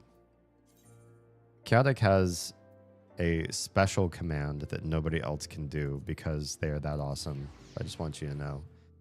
If you want your name or special exclamation point command that literally nobody else can do, or in the case of Chaotic, actually what happens is my bot has a regular command called exclamation point Brittany. It just exists. It's just there. And it's free for everybody. However, when Chaotic does it, my bot looks and says, here's the command. It just went off. Did Chaotic cast this spell? Or was it just a regular boring person? And if Chaotic did it, it does something different. It's cool, right? This could be you too, perhaps. We have different subscription perks for different tiers. And what I need to do is reevaluate that. Since I started doing multi-streaming, I haven't really taken a look at the different rewards that people could get on YouTube, on Kick. I don't know if I have subscription stuff open for Trovo. Trovo uses a bunch of like weird currencies that I don't quite understand, like spells and elixirs and stuff that I just I can't be arsed to. Somebody will need to come into my stream and explain it all to me one of these days, and then maybe we can make the bot work for all of those things as well. Thanks, appreciate your face. Thanks for coming in. You did remember how to spell it this time. Not great at magic. If I cast spells, who knows what will happen. Thank you for running. I thank you for raiding, and then thank you for running, because I can only stand so much of you. No, I'm just kidding. That's what came out of my mouth, though. It sounded like I was appreciating you for actually leaving me. Anybody who raided in, if you need to take a quick self-care break, including Sketchy. Hello, Jacket. If you need to take care of yourself, shower, eat, sleep, all those things, I welcome the lurk support. It helps me lift myself up the algorithm. We'll talk more about algorithm lifting when I come back from my quick break to turn off the fan in our brand new kitchen above the oven or stovetop. Yeah, take care of yourselves, especially anytime you raid in. Like, if you gotta go, you gotta go. So just, you know, say something nice about me and then wrap it up and get out of here. I am going to take a just like a 1 minute break and go turn off a fan and be right back. So hang tight just a sec. Dorothy Miller, how about Cool Dentax? The paste provides exceptionally white teeth. No, she would rather pass. Dorothy Miller, can you hold my camera so I can pee? Oh, went up 2 and 3. Dorothy Miller there. Oh shit, there's shit, there's shit. 4. 7. How can I, an inanimate object, create animate objects? Ah, the old Tootsie Roll question. Oz is my wife, life partner, mother of my 2 crotch groblins. Groblins? I'm just gonna roll with it. Like that wasn't a typo from the mouth. Welcome. Let's give that guy those things and teleport back to the very first city that we discovered in the game. Just kidding. It is pronounced Onet. I did check the Japanese pronunciation. And in Japanese, when you go to this first town, they pronounce it Oneto. Oneto. So, Onet. And you should vote for him because he's so great. I returned successful. Here I am again. Welcome back, everybody. We were selling poetics because I needed to get rid of these. Just sell them for whatever. Doesn't matter. Whatever just gives me the most anything. I'm not here for any other reason. How are we doing on... have we solved any Wondrous Tales thingies? A couple. Tales of Daring Do, Bad and Good Luck. It's almost done. It's a DuckTales reference for those of you that never watched the show. All right, so we just did Trials. That was easy peasy. Main scenario, also looking for a tank. Tank, I don't think I'm going to flip-flop back and forth. I could just want to go Dark Knight and finish that one off because I don't feel like I'm as tanky as Dark Knight. I feel squishy or squishier than I ought to be. I don't know why that is about Dark Knight. Maybe I'm not playing it right. Maybe I don't understand the kit well enough, but I feel like I take an excess of damage whenever I play specifically this one. Wait, did I just get a new orchestrion? When did that happen? Thanks. Neat. Cool.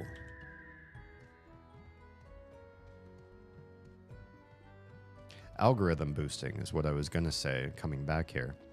I have recently taken to when and where I can watching old VODs of my streams and looking for moments that I feel are brand defining. When we get into deep weeds about something, when I go off on a tangent and suddenly I get passionate and start talking fast about something, when we get into a topic that I actually know stuff about and can talk, you know, in a professional or personal experience light and like share something deeper on that aspect. These like high level, big brain philosophy, deep thinking sort of parts of what this stream has become, what my brand has become more recently, that you don't necessarily always catch depending on when you can pop in and out of a stream, but they're there, they're important, and they're what I believe set me apart from the rest of the streaming community. Anybody can buy a game, play it, stream it. Well, not everybody, but you know, people with the means. That it's kind of a low bar. Is I have a computer that can stream. I have an internet service provider that has decent upload, and I'm getting that stuff out to you. Being in front of a camera and being able to talk is a whole other skill set on top of that, but also not incredibly rare. I feel like more people than just media trained actors like myself are able to get in front of a camera and share themselves and be meaningfully connective to an audience in that way. So that's not endemic to just me and my academy training.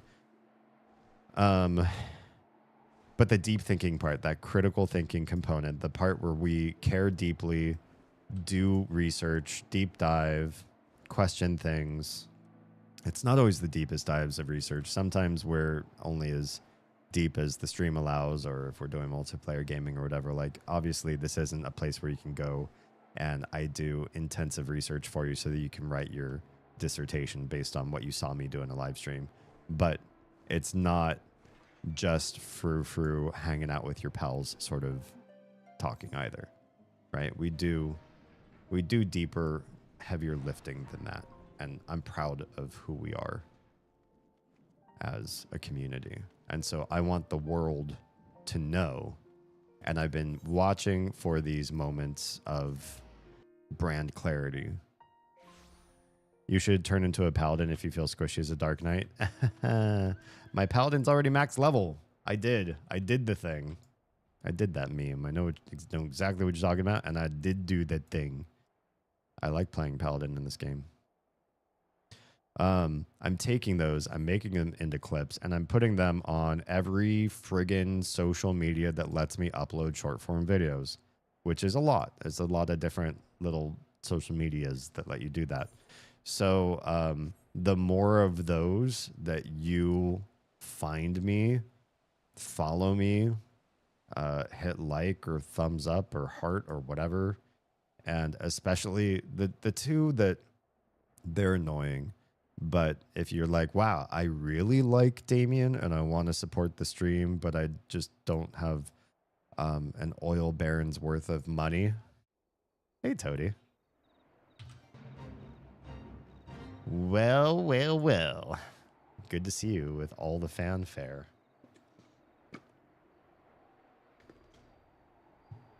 I will hydrate in the way that I'm hydrating tonight, which is a little bit different. It's fluid. It's a liquid.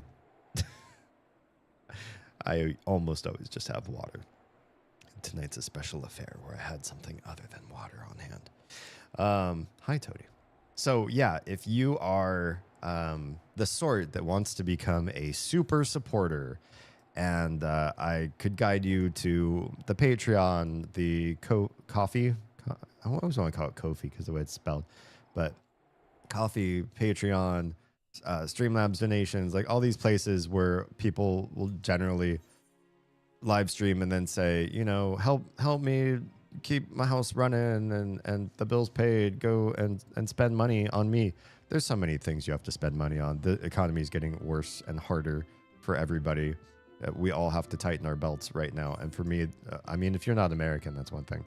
But for all of you that are American like me, and you acknowledge that things are going to get rough before they get better, then me asking you, and also could you please support my household and way of life on top of yours? That's, I get that's a big ask. So what you can do for free, it takes a little more time and effort than just like watching me for the entertainment side of things, but it's free and it's easy work. Is find me on every social that I'm on, and for every post that I make, write a comment and repost or reshare. That last one I get is like cringe, because maybe you don't want to come off as like a big fan of somebody like me, and like all your posts are, they're no longer your own original thoughts, they're just like my thoughts repeated or echoed, because all you're doing is reposting my content. And so that might give you a certain social anti-clout. But it's the sharing and reposting or sending of a link to somebody else and having them open stuff up. It's that stuff, in addition to leaving like actual text comments on somebody's posts, that pushes the algorithm for that person up, would push the algorithm up for me, such that you are doing immense heavy lifting in ways that I can't do on my own. I can't make a whole bunch of accounts and do that for myself as much as you all can. And it also requires significantly less spending than doing the monthly subbing, Patreoning, coffeeing, which not everybody can just jump in and do. Yeah. All right. Let's get involved in this fight, and then I can start reading chat, because the fight for me is, unfortunately, as tanks in this game, it's like, you know, it's whatever. It turns out that the wound I had on my middle finger wasn't a cut, it was a splinter. Oh no. Splinter could arguably be worse. I would say most of the time that is a worse outcome, to find out that what you have is a splinter. Had to squeeze it and it sucked butt. That's weird that it was sucking butt. If I had a splinter and it also sucked my butt, I would have difficulty getting rid of it. Just kidding. Oz got wood. Yeah. Got it out, just took a little bit. Good. I'm glad it wasn't too punitive, that it wasn't going to be able to come out. I always get nervous about splinters if they're not easy at the beginning. I feel like I have to like leave it alone for a day and see how it progresses or whatever, see if my skin starts to reject it. Because I also worry that I'm going to forget about it, or that it might get worse. It might start to get infected. So I think I get a certain amount of anxiety to the point where I don't want to leave a splinter unattended once I find out that it exists, because I'm afraid of where it will go from there. It also means sometimes I think I dig my skin a little bit extra as a result, which is probably not good for your skin. But yeah, a number of you have already been doing this kind of support, so I'm not going to call out those of you that don't or haven't. You do you, boo. You know, just because I give you a little bit of social pressure to do this for the growth of my channel and development of all that. That's just that's my job, is to do that. So, you know, grow a pair and ignore me if you must. But some of you are already doing that. And I got to say, it's lovely to log into one of my social media just to check on metrics, because I'm obsessed with doing that this week for obvious reasons. And to just see the spam of somebody logging into an account and just connecting with like every single post I've made for the last, you know, X number of time. It's fun. I like it. Hopefully it's not too burdensome or annoying on your part. But yeah, it's endearing to see one person's name spammed across basically the entirety of one of my social media accounts. And for somebody like me who's trying to become more of a public figure over time, it's not the same level of discomfort that some people might feel if they were to, say, see that a picture of theirs from a house party from a real long time ago got a random like by somebody, and you're like, oh God, why are you like this deep into my, posting history? It's one thing when you notice that a new follower, a new fan likes your newest post. I feel like that's very socially acceptable. But we feel a very different way when somebody goes back to 10 years ago and hits like on one of those posts. It just hits different. I don't mind it. Engagement's engagement. You could even leave a nasty comment, and in my head, I'm like, that's a comment. I'm getting commentary on my social posts. Hello, Likos. How are we doing this evening? I need to leave comments on videos you make. I appreciate when and where you do, if you've got the time and gumption, and I'm not just twisting your arm. Well, you know what? When it comes to Stuart, I don't even care if I'm twisting your arm.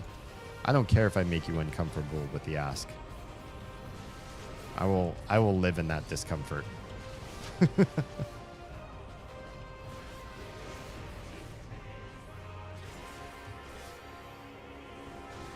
Streamer Vaz digs up. Oh, what did you clip? Oh no. Toady says digs up photo from 17 years ago and leaves a like. Do it. If I were somebody else, especially if I just had a day job and I wasn't trying to be celebrity or famous at all, that's a different feeling. But trying to become somebody that's a household name in so many different homes, it's a much different, weirder feeling. And I think with my age and my interests, I care even less about like people getting obsessive over me or fandoming on me for like the wrong reasons, because to me, like, all press is good press. As I'm also not trying to become famous because I like the attention. I'm trying to become famous because, one, I just have, bills to pay, and two, I have an idea that I want to get across. I want us to level up as a species. That sounds very alien. I want our propagation of our brains and our culture and civilization to expand. Nah, it's nothing like that. I want us to be better people to ourselves and each other. I literally joined it. Oh God, how am I this deep in? And my brain immediately auto-completed to my ass. Of course you did, because you're a beautiful degen just like us. 7 ads? How dare. That's awful. Only 7? I got 9. Wow, so many people stuck in ads. Sorry to hear. As in, you're saying your ass, me thinking my ass. Nice. I've been around some friends too long today. No. This is how me and my friends talk too. We're either uncomfortably inappropriate in negative ways, or we're uncomfortably inappropriate in positive ways. Whatever causes the more cringe and awkwardness and weirdness and weird laughs among your friend group. Like, for a while, we were really good at insulting each other. And then it started to fall so flat, or we started to get so good at, like, counters that insults were getting boring. And then we started to, like, compliment each other so grossly. Like, just think of the, anatomical parts of you don't want to hear anybody compliment. We'd find those and compliment those, or, just like say really, we'd really try to, I think most of our humor is just trying to gross each other out. Yeah. I kind of do the stuff even without being asked. I just got to remember to do it is my issue. Oh, gotcha. I actually have there's a reminder on my phone because one person kept forgetting to send me a Prime sub. And so I made a reminder on my phone to remind them to Prime sub to me. That feels kind of cringe, right? But then this person like asked for it. Like they were like, oh man, I keep forgetting to renew the Prime. And I was like, I will remind you. I mean, it's just like I send you a text. We get to chat for a couple minutes about how things are going. So like once a month we talk just for shiggles. And then I get a Prime sub out of it.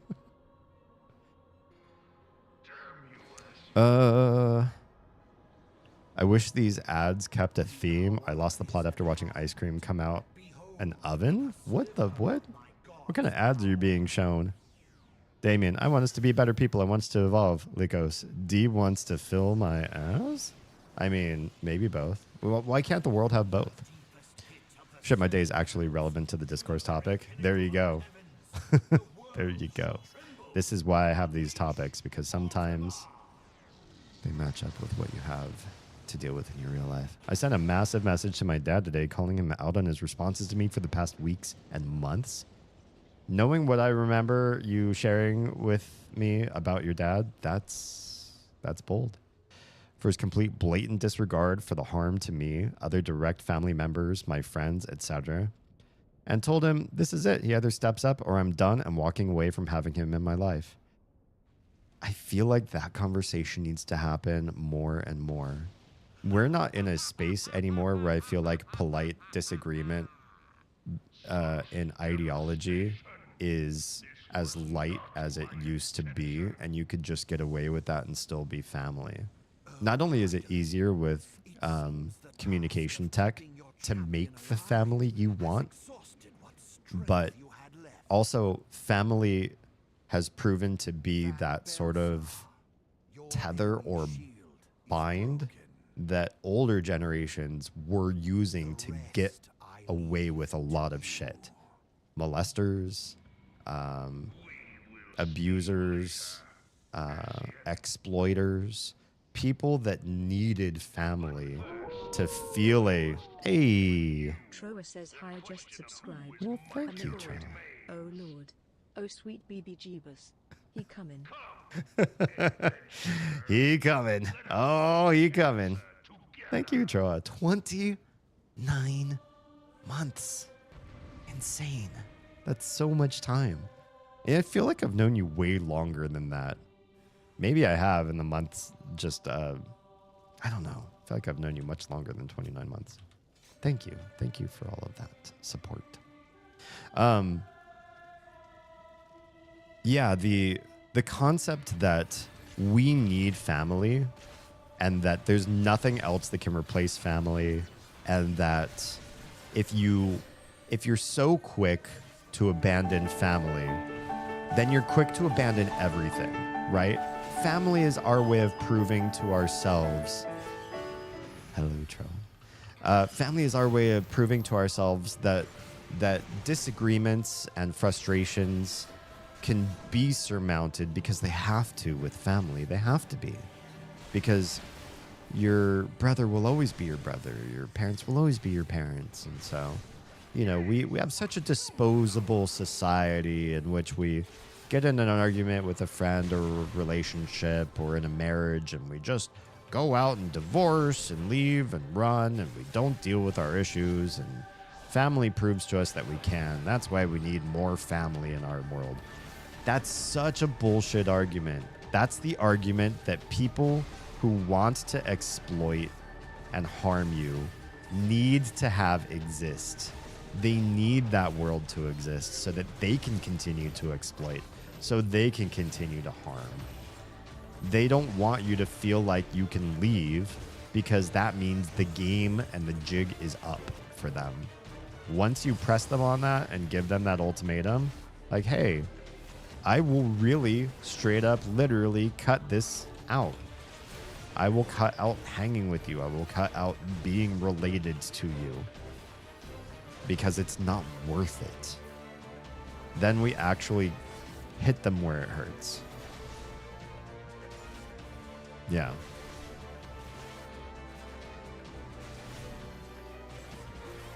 Things with my dad blew the fuck up over the past week. I'm proud. That's gotta take some intense bravery. I don't know if that's a bravery that I know necessarily a lot of people, even myself. I talk the big talk, but I would struggle to make certain things like that come to light. Also, depending on the family member, though, too. Some people, I feel like I have more sway to speak my mind than others, depending on so many factors. Does this guy keep teleporting to the middle? I don't remember all these teleports to the middle. If you feed someone, does that mean you fill their ass just with more steps? A lot of, yeah, I guess so, yeah.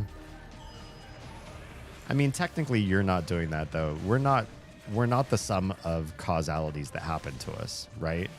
Like, if you're a barista and you serve somebody coffee and then their caffeinated ass goes and commits bank robbery, did you commit bank robbery?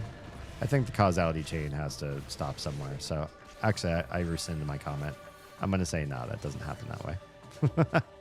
I'm taking that tank blaster in full. Not lovely. Not my best look.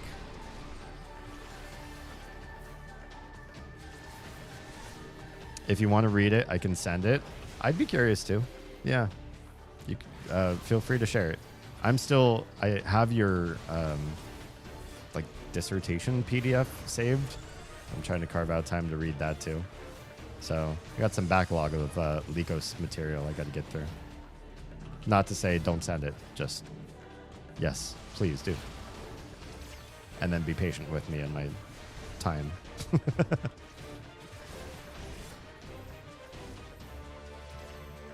All right, we're safe. Wait, oh no, there's a stack.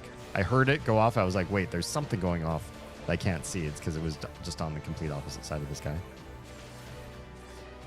More tank purge. I don't feel good about needing to do this. Doesn't make me happy. But that research group I was with just got shut down by Doge. Wow. Of course they did. Why would they leave radicalization open and vulnerable? Jim, have a good night. Thank you for your nighttime lurks. I don't know, it's not just everybody who can leave their machine on and give support while also passed out. So I appreciate any time that you do that. Thank you. Yeah, why would they leave the ability to radicalize people vulnerable like that? Of course, they have to shore up their defenses against people like that research group. I've got the teddy over, so I'll be a bit shushed till either he crashes or goes home. Sounds good. Enjoy your teddy time. Say hi. We're going to kill this guy in time? Oof. DPS were a little slow on that one. Slow on the uptake.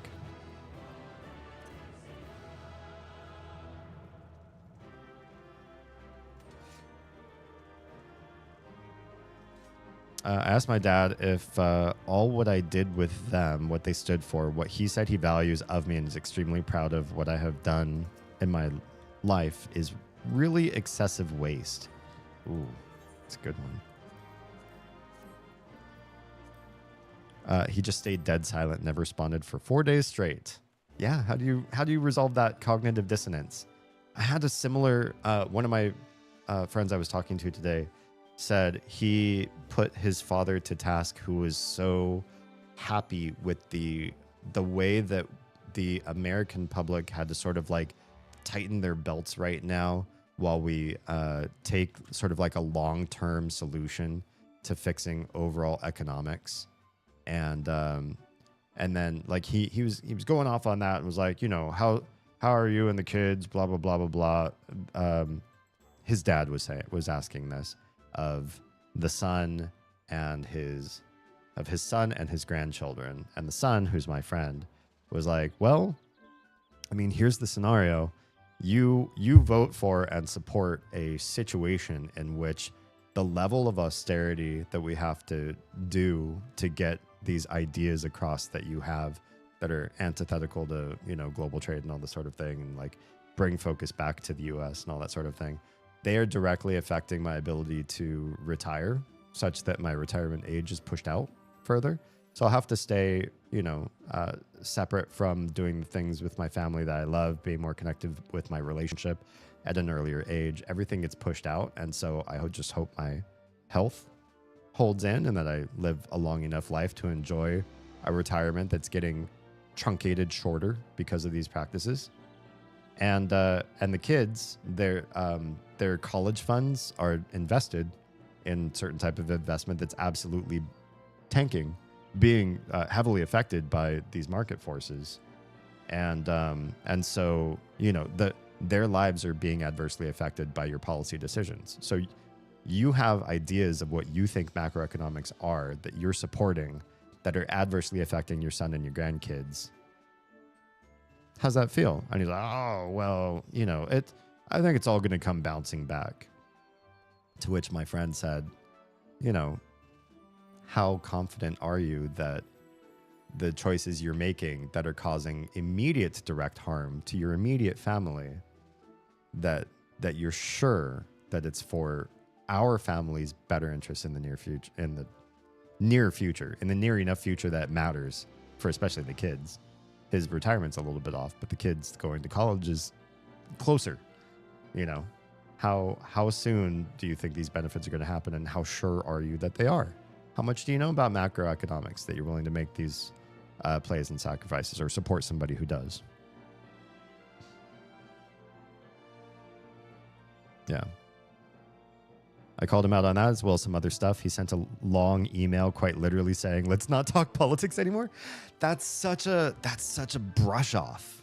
That's such ass for somebody to have those strong opinions, strong values, and be so oppressive about the way that they believe. As soon as it gets uncomfortable, as soon as it hits home, they want to be a coward and bow out. In my opinion, that's how I feel about your dad trying to bounce out of this. I don't have the strongest ties with my family. How's the saying go? Blood of the covenant's thicker than water of the womb. No, it's blood is thicker than water. The idea is your family is your family no matter what. Your clan matters more than people you meet along the way. And that blood of the covenant line is a neologism that somebody added later on because they were pissed at their family, probably. But the original line, it really does have to do more with maintaining family ties being a stronger, more important thing. And culturally, the value of you doing everything to defend and shore up your family, to give everything for your family before others that aren't related to you, was a real concept. It's just gotten weird in more recent generations. But the original idea made sense to a lot of people, that you value the people that look, think, and vibe with you the most, that you spend the most time with, and who have direct access to your resources. So you want to make sure that they're the best set up for success and that they're better and better with each new generation. That makes sense to me. It does make sense to me. I get why we would start with that. Now we're in an area where the ideas that our elder generations sort of stick to are sometimes weird ideologues, dogmaticisms, ancient religions that are portrayed in wrong ways or sociopolitically altered over the course of time. And they're trying to sort of press those concepts on their youth and use them to remove resources or restrict or make life harder for generations that they feel are getting weak and soft because they don't face the same challenges and struggles of older generations. So they're actually doing worse for you while also hoarding resources and making their lives more comfortable. And then younger people obviously would choose then to make found families instead of stick to the people who are so toxically attacking and withholding and harming them along the way. So it's natural consequences of the situation. But the blood's thicker than water line is the original line. And that other quote is, I don't know, some famous author or something like that. Someone can look it up. I pick my mates over 90% of my family any day. Don't blame you. Don't blame a lot of you for that. The only thing I can control in my life is my moral convictions and how I act in accordance or betray them. This is true. This is true. You can't be changing other people. I cannot ignore my dad's blatant bullshit anymore. My convictions just will not allow it. Good. That also shows that your values matter more than somebody trying to exploit them by using something like family ties as a means to bypass being held accountable to you, if that makes sense. I think main scenario is one of the ones I should have done as a max level job so that I could get closer to maxing out my mathematics sooner than later. That's okay. I have all week. That's fine. I already did alliance raids. Need a tank and normies. Jeez, that was a freaking fast queue. An instant queue, if you will. I would not be consistent if I stood by and kept in contact, ignoring politics with him and staying friendly, while he actively has said he supports these policies and believes them. So it's time for me to walk that walk and stand by my convictions. I love that. That matters so much more, to actually have values and hold them, than to be betrayed time and time again by somebody who's not giving you the value of what a familial relationship should be worth. Yeah.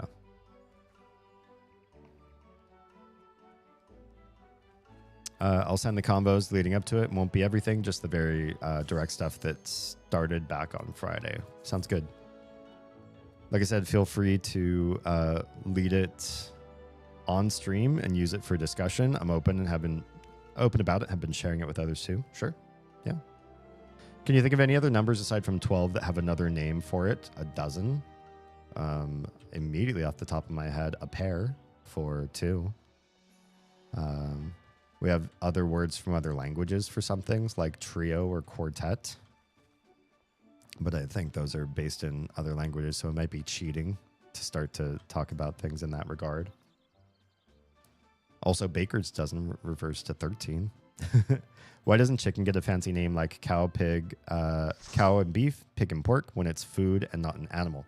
That's a great one. So my best understanding of that, and this is hits close to home because we're a family of pescatarians who eat, basically strictly seafood in addition to like eggs, cheese, nuts for our and beans for our protein. We are also a bilingual household where 3 of the 4 of us speak English and Mandarin. And in Mandarin, eating food, you just say the food that you're eating. If you're eating the meat of a fish, you call it fish meat. If you're eating the meat of a pig, you call it pig meat. There's no sugarcoating stuff. Just for what? What does it do for people that you would use these fake terms? And so it got me thinking, and I looked up a really great article that said Western culture, it's not just English, because you see this in other Latin-based languages, Germanic-based languages. A lot of Western culture is embarrassed about eating mammals. They feel weird about it. It creates a dissonance. We're not people that would do that. Like they have live birth, they have milk. We do those things. That's awful. Nobody should eat those, but we also have to eat. So you have to sort of create this, mentality of if it's so close to us, taxonomically, we've got to distance it in some other way. And this goes much further than your standard foods that are common in American society. Rabbit is referred to as coney, if I recall correctly. You have deer is venison. Some of the more exotic mammals also have code names because they're mammals. But as soon as you get into turkey, duck, salmon, who cares? Who cares? Those are weird, creepy creatures that don't do anything like mammals do. They're different. They're taxonomically so different that we don't have to sugarcoat them. Interesting, right? So that's somebody else's theory, and it's now my theory. Oh wait, why does this guy not have tank stance on all of a sudden? He doesn't, right? Oh, because he wants to ride one of the things. I get it. He wants to be cool guy in the tank, and he wants me to be the main tank now, while he rides the tank. That's fine. I don't mind being main tank. I wouldn't pick a tank class if I didn't want to take damage from things. Okay, got it all sent out with very short messages saying who's who. Sounds good. Chimkin nuggets are not good enough for you. If it's chicken with like 2 Ks, there's some fake meats that we'll indulge in, even though like we're not trying to keep our kids away from a certain flavor profile in that regard. We are in some foods. We don't serve our kids processed like white sugars and flours. And so we also don't really want to have our household full of stuff that tastes like it's bad treats, but it's actually not. Like if somebody were to make a really healthy version of a Twinkie, we're not trying to get our kids to get used to the flavor of Twinkies because in a pinch, they might go out and have bad stuff instead. Get that bomb out of here. Let's get some aggro over in this direction, far, far away from that bomb. But we have like fake bacon in the house, so it's not like we're embarrassed of the idea of eating mammals entirely and want to preserve pigs because we love pigs. We don't focus on mammal meat because there are reasons why like seafood has got significant higher health benefits than eating mammals, and so we sort of focus on the health opportunities for our kids more than anything else. Okay, we done yet? How long is this? This fight feels like it's just a real marathon compared to some of the other boss fights in Alexander. It's fine. It's not like the longest thing, but just feels like it goes on longer than you expect it to. Come on, everybody. Gather round. Hug your tank, won't you?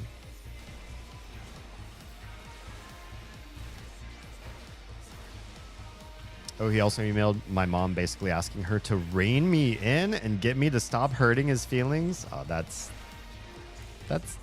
kind of sad. It feels a little pathetic. If my kids really disagreed with something I believed enough that they're willing to argue and potentially damage our relationship by their convictions, I would feel so proud. Honestly, I think. Maybe when push comes to shove, I'll be all butthurt too. But I honestly think I would be proud to say, hey, they really feel strong. They have strong convictions, strong values. They're even willing to explain the why behind what they think and feel. And I feel like, why wouldn't we want that from our kids? Why wouldn't we want bravery, conviction, holding to values? Well, sounds great, I think. Good for anybody who's able to do that with their parents or any family member where the stakes would feel kind of high, you know?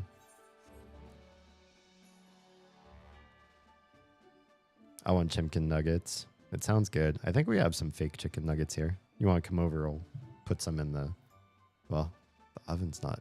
Do we have the oven hooked up yet? We might have ovens officially. It's always better to have them in an oven. You don't want to microwave chicken nuggets. They don't have the same crispness to them. The flavor profile's not quite there. And I feel like they're a little bit soggy then. My mom sent back saying more or less to avoid conflict, be the adult and make amends. Avoid conflict and be the adult? Which one? Either face conflicts and address them and get everything out in the open so that you understand each other, or don't communicate with somebody saying, hey, we have irreconcilable differences and you can't emotionally cope with them, so I don't think this is a healthy relationship to maintain. That would be an adult thing to do, right? Maintain a relationship while hiding your true emotions about something, while suppressing the conflict. That's not fair to anybody. That's definitely not adult. That is a teenager's game to avoid and mitigate responsibility and emotional connections. That is egotism at its finest. I too think ducks are creepy. How dare they be hydrophobic while swimming? Ducks are kind of creepy. I think that's why they use them in the game Repo, right? There's a sort of creepiness about them. The Chimkin Nuggets joke was in response of chicken not having a nickname. Oh, gotcha. Gotcha. I also went to a place that served duck. This was back when I did eat fowl. Now I don't. I went to a place that served duck, and they had... Their restaurant was by a stream that had naturally just like ducks playing around in the stream. So you'd look out in this beautiful pastoral land, like grasses and wildflowers and beautiful trees, and just lovely burbling stream, and just the happiest looking ducks. Thank you. I will. Oh, we're out of that hydration. I'll finish off the last of my water too. So you got to watch really happy ducks having their best life while eating their deceased brethren inside. It doesn't bother me, but it bothers some people to have that connectivity of like, I'm enjoying this animal. I'm also watching this animal live their best life. How can I reconcile this? I can't do this. I can't do this, you guys. For me, I could do it. So having a restrictive diet was never about what I feel about the animal in question. If an animal is healthy and tasty, I will embark on that. Sometimes soggy chicken nuggets can hit just right. I can't agree with you there. I'm sorry. That's just that's a weird take. Some foods are good soggy, but they're like meant to be soggy. Tres leches or tiramisu, like you have those foods and they are like moist and decadent, and they're meant to be that way. I think the chicken nugget was invented to be a soggy food. Basically, don't start conflict even more. Don't start shit, be an adult, make amends. Yeah. Put his ego aside and recognize that harm is being done. His ego is his fault, not yours. Same for pizza rolls, depending on if I want them soft or crispy. Soft is one thing. Soggy is another. All I'm hearing is that you're real good at words and your father is a bit sad at words. I don't know if it's necessarily that. I think some people's ideology doesn't take into account that they're an awful hypocrite and that they want good things for people while at the same time denying them things because they have this weird backwards or punishing or suffering ideology in the mix. And when you hold them accountable and say, look, you're a hypocrite, they don't like the fact that they are. It's not that they don't like being called that. It's more that they don't like realizing it. If I was called something, I want to sort of explore that idea. And I have before. I've been accused of being things, sometimes positive. And if I don't feel that way myself, it really gets me thinking about why did they say that? As opposed to just getting angry about it and trying to shut it out. The adult thing to do would be, why am I receiving this criticism? What's going on here? Do I feel this way myself upon deeper introspection? And it sounds like your dad just doesn't want any of that. He wants to be a hypocrite while receiving all the love of somebody who isn't one. Does that make sense? If D reads this on stream, you'll see I'm not great, but I can at least not sound like ChatGPT wrote my responses. Oof. Better than me, at least. I mean, words don't have to be eloquent. If you're getting your idea across, you're doing it right. If you're not, just say so and try again too, you know? Like, I know people that are bad at communication, but the only thing that's stopping you from being better is if you also then just get fed up and quit. Like if you say something wrong or it was taken incorrectly because you might have worded it poorly, or you're talking with somebody who just takes things wrong. Maybe it's on them. They're bad at receiving your information. If you stop and say, never mind, just throw your hands up and you just stop talking, then you're a bad communicator. But if your words aren't getting across and you say, wait, that's not what I meant, or like, can I say it again differently, or like, can we just talk about this in a different light, and you work until your idea is across correctly, and you check by having the other person say what they think you meant, and you're like, oh, yes, you do get it. Then it doesn't matter how bad you are with words. You care enough, you're passionate enough, you're persistent enough that your idea got across to somebody. That matters. That matters more than almost anything else. Soggy soup. Soup is something that I would appreciate. Soggy. I think dry soup is not my cup of soup. Oh man, I spaced a thing. The Teddy brought home tiramisu cheesecake, and it was obscene. That sounds divine. That sounds like a religious experience. I'm jealous. I don't get enough cheesecake in my life, but I also get I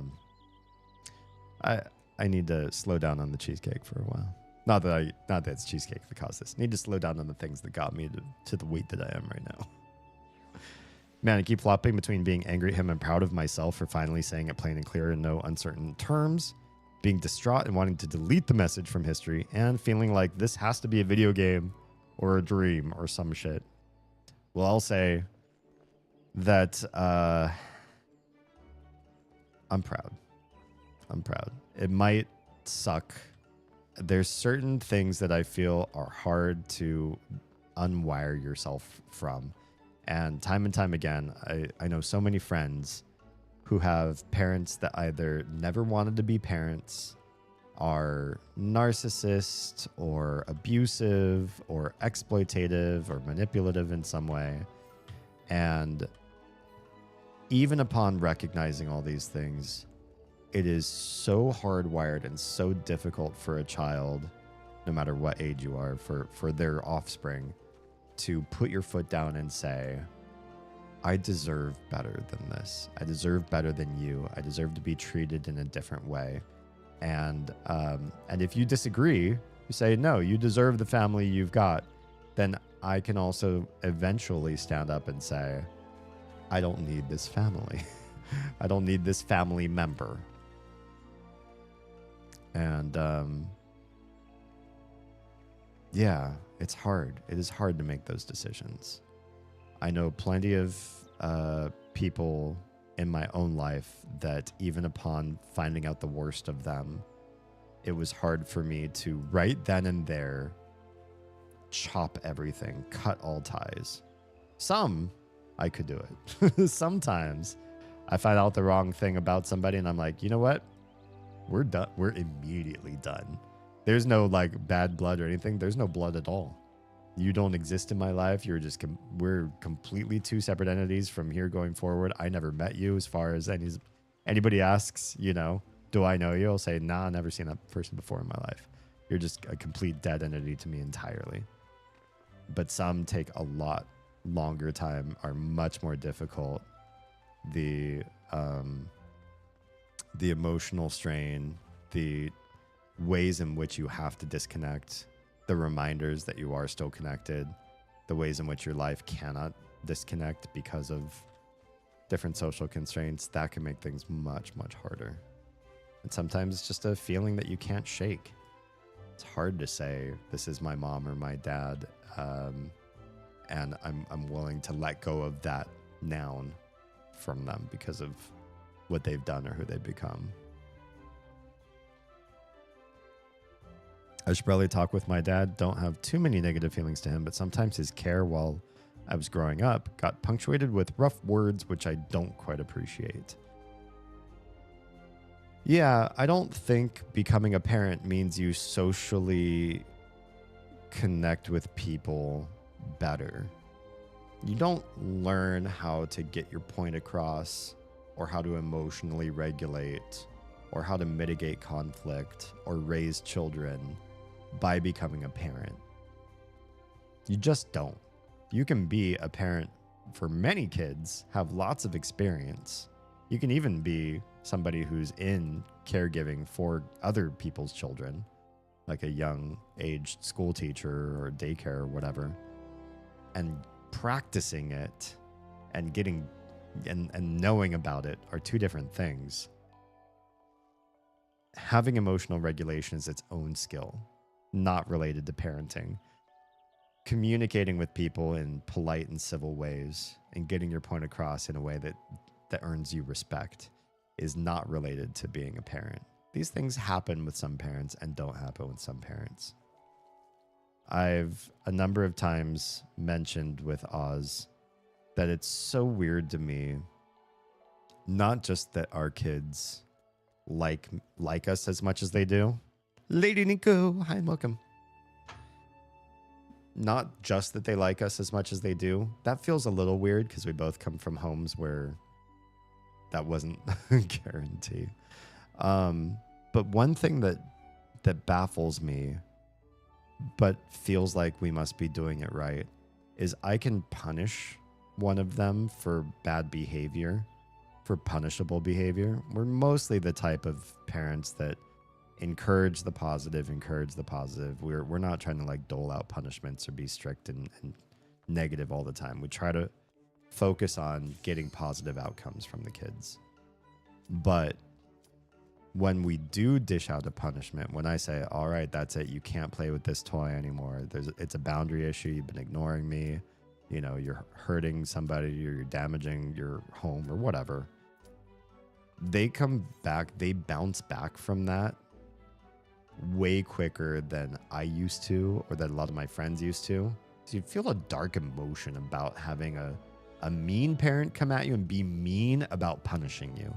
You could tell it was like they wanted to hurt you because they felt hurt.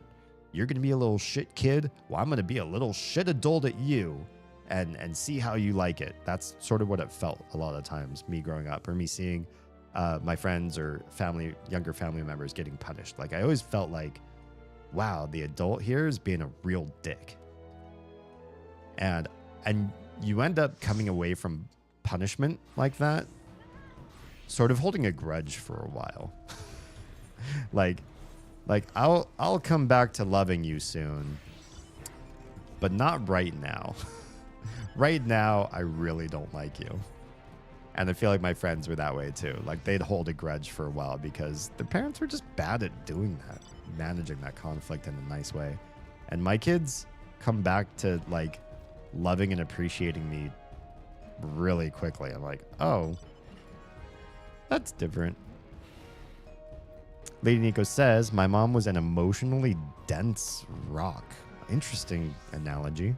Emotionally was just not there. Oh, gotcha. Like completely removed from everyone. Extremely emotionally immature. So would you say like she'd stonewall or like block out the world if she was feeling negative emotions? Just be like, I refuse to connect now, or I'm gonna be like Ice Queen about it, sort of thing. Now that I'm thinking about it, I do have some negative feelings towards him. He was kind of a dick. It's good to think this sort of thing through now before you go take the initiative and try to connect back up. Or if you do try to connect back up, think about what it is you want out of the conversation and the potential conflict, and, you know,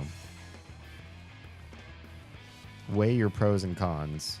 While you're in a space where you haven't connected in some time, you have the power to sort of mull this over and think about how you want to approach it, Toady. She'd act like she'd care, put on a big show of it when people were there to see it. Performative. Yeah, I've seen a lot of that. I know what that's like. Would only care when she was happy. You messed up or there weren't people around, not so much. That's hard to live with. Especially when you're young, you're trying to piece together the way the world works. And especially, I feel like as kids, we can't help but compare our lives with others. So if you had friends or family where you feel like their parents weren't doing it that way, things were better for them or just more emotionally regulated, it really stings to see things be dysfunctional for you then. Boop. I booped everybody. Oh, there's so many tanky people in front. Can we not? Uh-oh.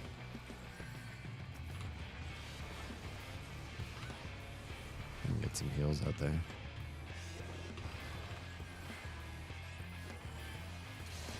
No. We're not doing well in this conflict. Why are we struggling so much here?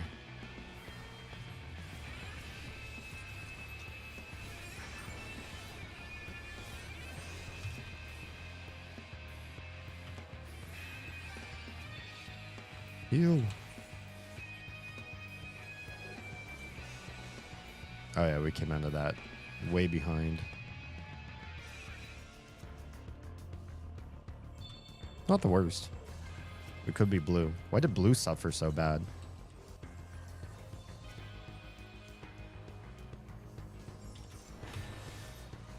I'm gonna pick on you specifically.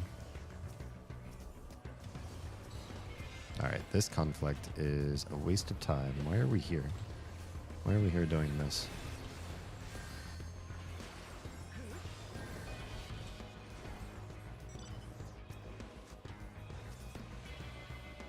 Oh, we're getting pinched. Can we fall back into this canyon? Wait a fucking minute. He's the reason I don't show my feelings.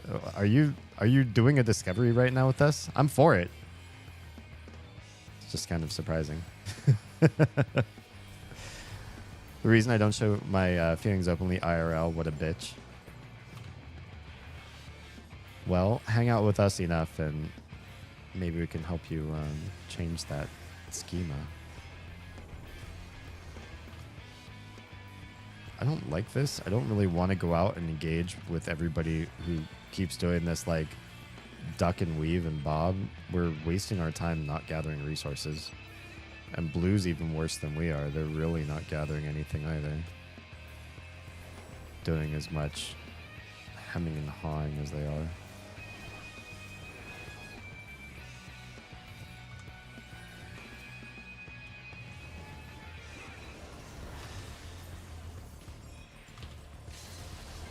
Wait, where did I shoot that? Oh, it looks like it did shoot it the right direction. Can you not? Oof. I do good. She'd brag about me to people. Oh, you're a currency. Brag about me to people. If I messed up, she'd talk about me behind my back to everyone else or shame me for mistakes. I know exactly what that feels like. That is that is an awful commodification of your relationship, especially with a parent. The way that must hardwire you, too. I had the luck of, while experiencing some of that in my own family, it was not with a primary caregiver. And so I feel like the burden that placed on me in my adult life was lighter. But that's so unfair. That really sucks. I'm just figuring out how much of his actions I made excuses for on his behalf. I appreciate that we're having this conversation then. If anything that we're weighing in on tonight gives you that sort of epiphany, that's awesome. Turns out a fair bit more than I'd thought.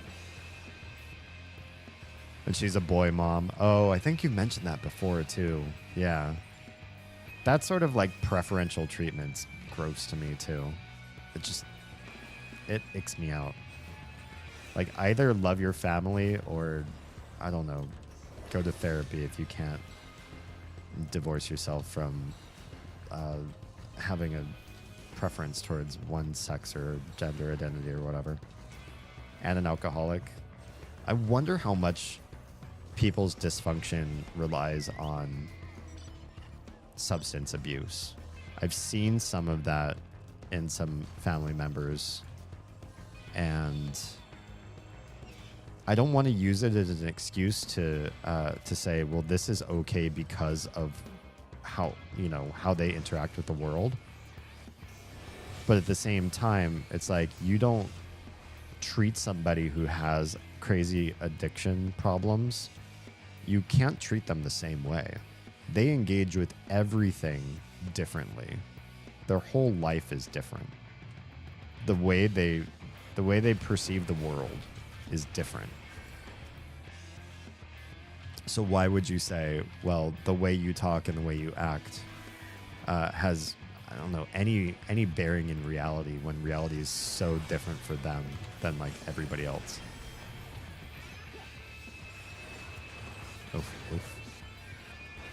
Big oof. We're all taking lots of ugly damage here. And why?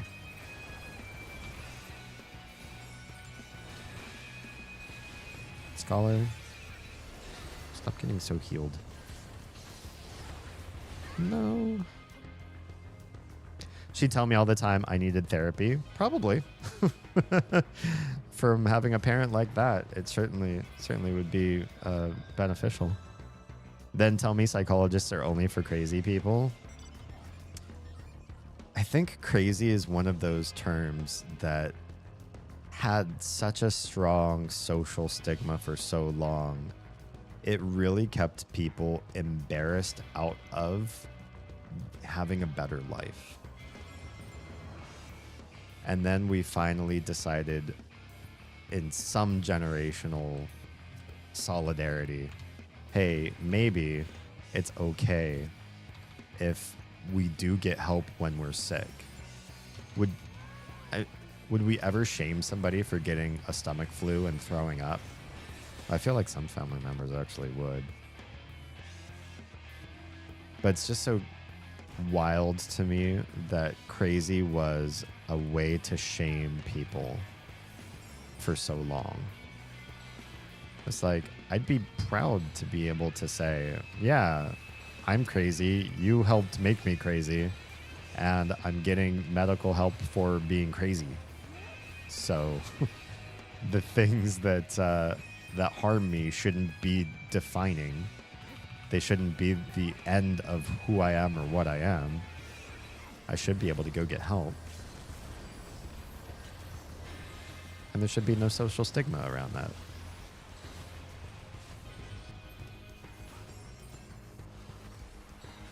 Oh, we're last place now, like dead last. Probably because we keep getting in all these weird side conflicts.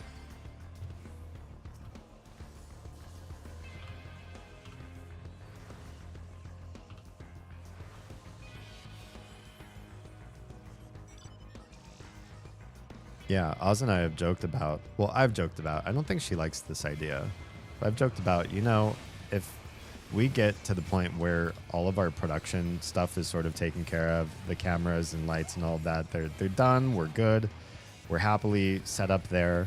I was like, let's do a stream goal where we get therapy. Let's pay into, because our mental health, our ability to be full people is directly advantageous to us, like continuing on as content creators.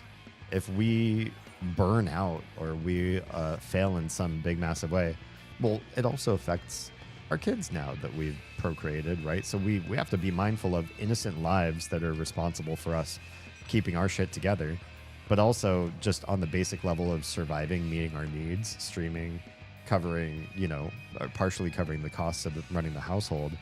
Two, we want to get to a place where that idea that we could be burning out or falling off the deep end because we're not taking care of our own mental health, we should be heavily against that.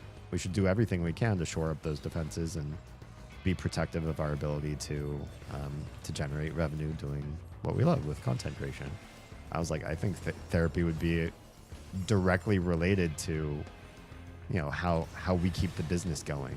I know bigger streamers than me that have burnt out and needed to take time off or just quit streaming, period, because there's also an emotional toll to being public and being a streamer that especially if you're a big streamer, I think it's hard to explain that to people because they're like, oh, but you have so much money, it's fine.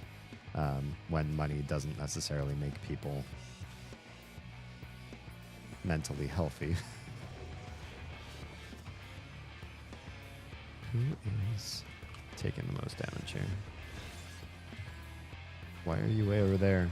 Stop fighting over there.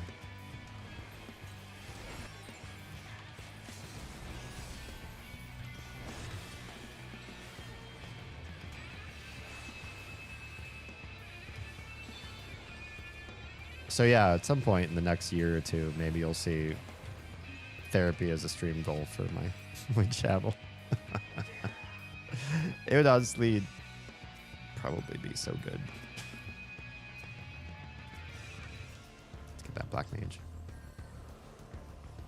Oh, there's a sage right there too. Get their healers. Oh, never mind. They're getting kind of swept up by blue. I fucking need therapy. Maybe we should pull together, I don't know, like a big dono pile. Get therapy for a bunch of us. Let's all pull together and help each other out. I feel like if any of us had the means to, we would have seen to our own therapy first then, though. Get that Astra.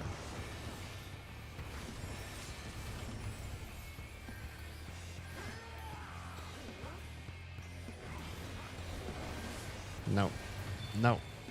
No. Oh, that was a lot of dump on just me. What we need is to find one oil baron. I've said this a few other times on stream. One like really, really well off trust fund baby sort of person who has not had to really work a day in their life. Somebody who's like well taken care of and is looking for things that are high impact and meaningful to invest in.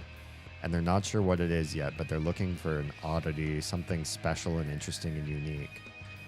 And they find that in our community. And they're like, yeah, what a different take on the world. What a different prospectus on what to do with life and fame. And something very different from the rest of the world of content creation. That's cool. And then they just plunge a bunch of venture capital into us. And then it can do crazy things like funding therapy for people that can't afford it. And yeah, growing this into an empire as fast as possible.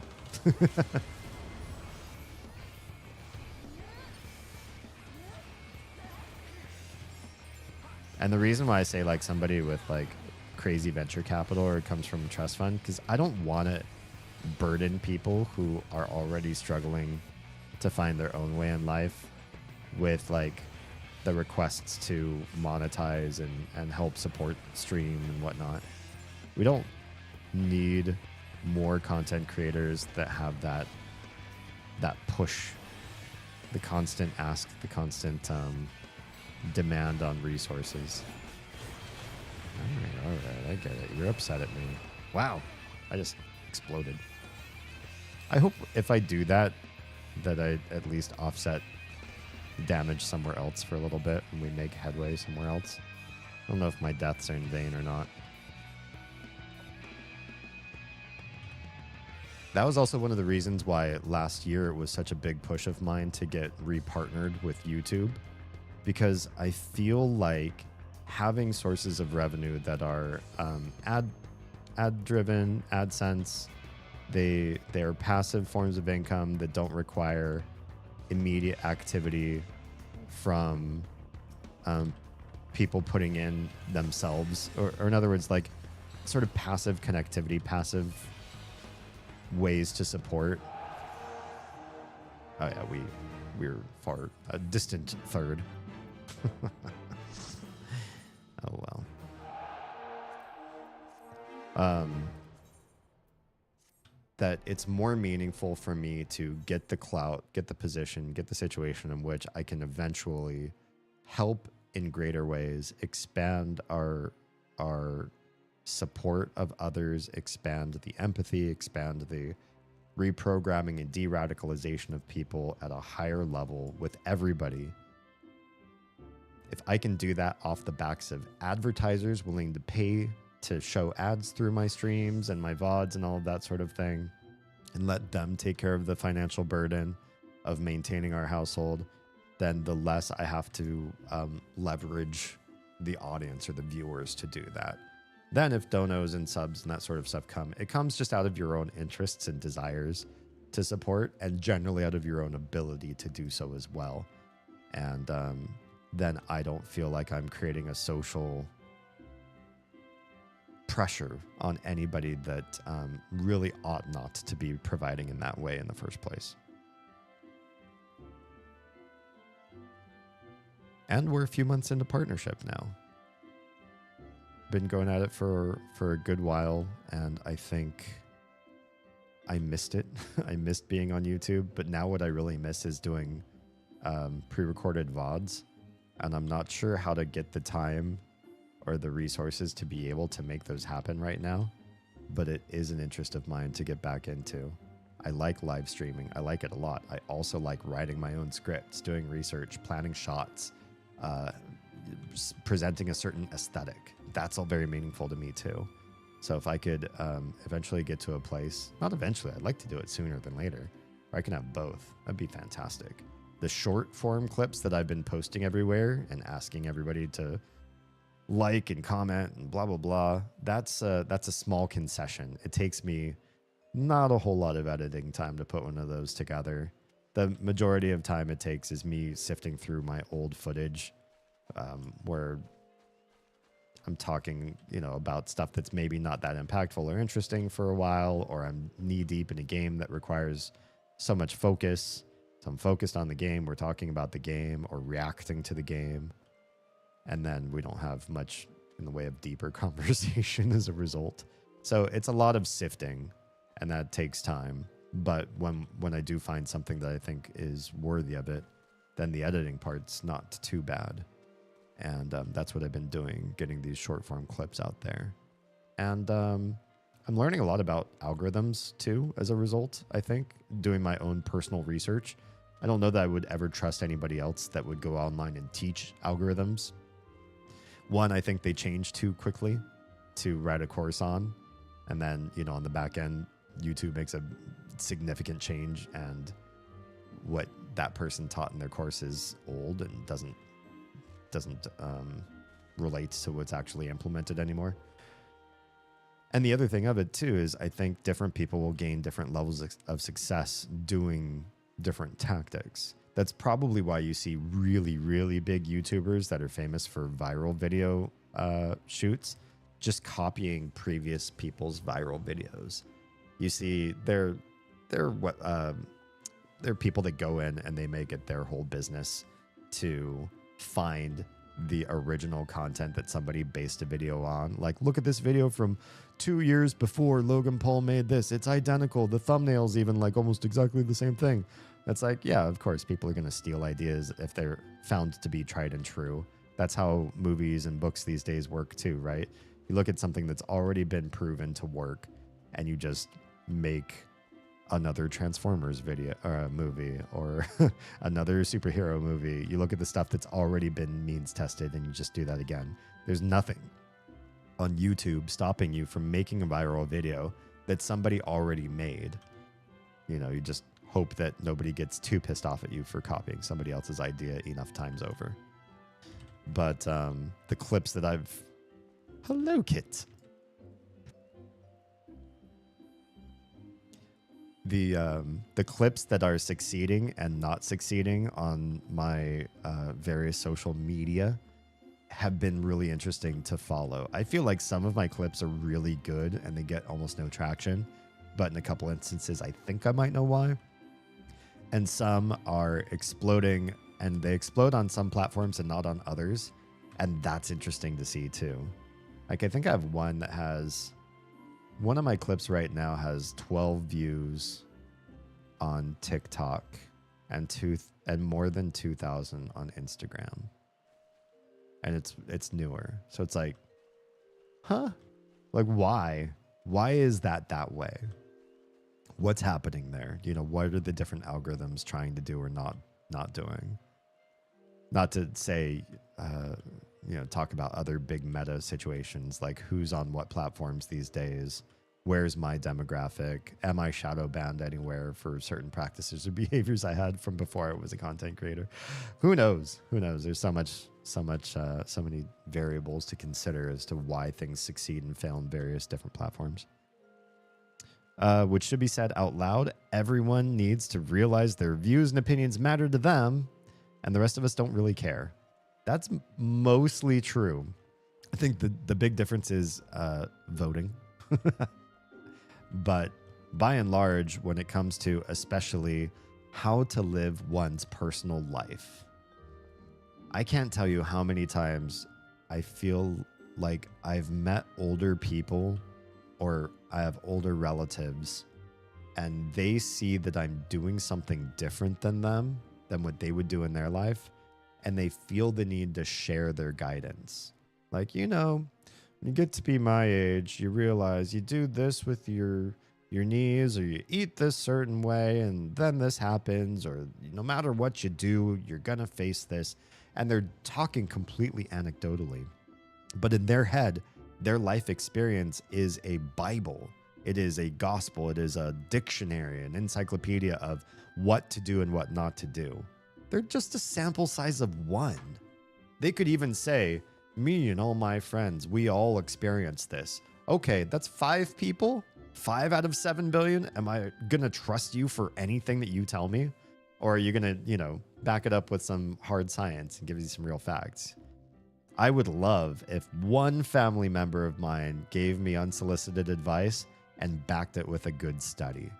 Like, look, double blind, placebo, you know, trial size, the really nice sample, good p-values, good statistics, good funding, non-corrupt funding sources.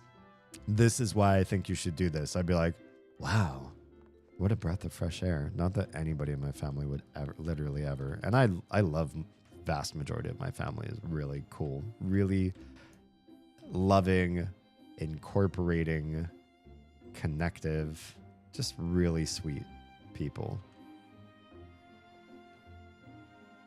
But they'd never give me a study. And so, yeah, I hate hearing advice from people that's based on, you know, this is how I lived my life. I think you should too. I think you need to change. It's like, well, come back at me when you got the science. Democracy aside, yeah, let's that's one particular avenue where I think other people's opinions are directly affecting me. Did we already process these? I knew we came in here for a reason. We finished all of the duty finder stuff. I feel like there's still stuff I haven't done for the week, but I'm not sure what that is yet. I'll think on it. Also, coming to the last hour of streaming, I need to think about how much time I want to stream today. I came out today talking with Oz, and she was like, I'm either going to cancel stream or I'm going to stream for much shorter today because it's been a week for us. And I was like, I don't want to do that. Now I'm thinking, now I wish I had committed to the same thing. But no, I think I'll stay up. I've still got gumption and oomph within me. Also, one of you gets this antique helmet. Is it you? Are you my paladin? I think you're my paladin. We got this for a raid that we did for the guild, and I felt I absolutely needed it at that time. And then it was immediately replaced by something that dropped in the fights that we fought, which feels so lame, so crappy that would get immediately replaced. Which one was it? Let's pull you out so I can actually see you regularly. 710, 660. Do we have another one of these already? Damn it, I knew it. Okay, that would be here. Which helmet be you? Augmented credendum thing. Yeah. Circlet of Fending. All right, let's go sell that one. We'll be right back.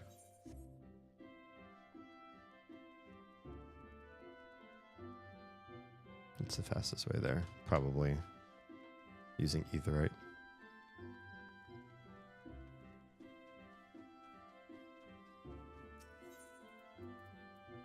Yeah, it bothers me. I mean, it doesn't bother me. This is just endemic to humans that we take our minimalistic knowledge, just the little bit of lifestyle stuff we've picked up, and we make assumptions on that. I think that's just primates. I think that's who we are. We're invested in creating fast heuristics on life, and they're quick, they're dirty, and they're not.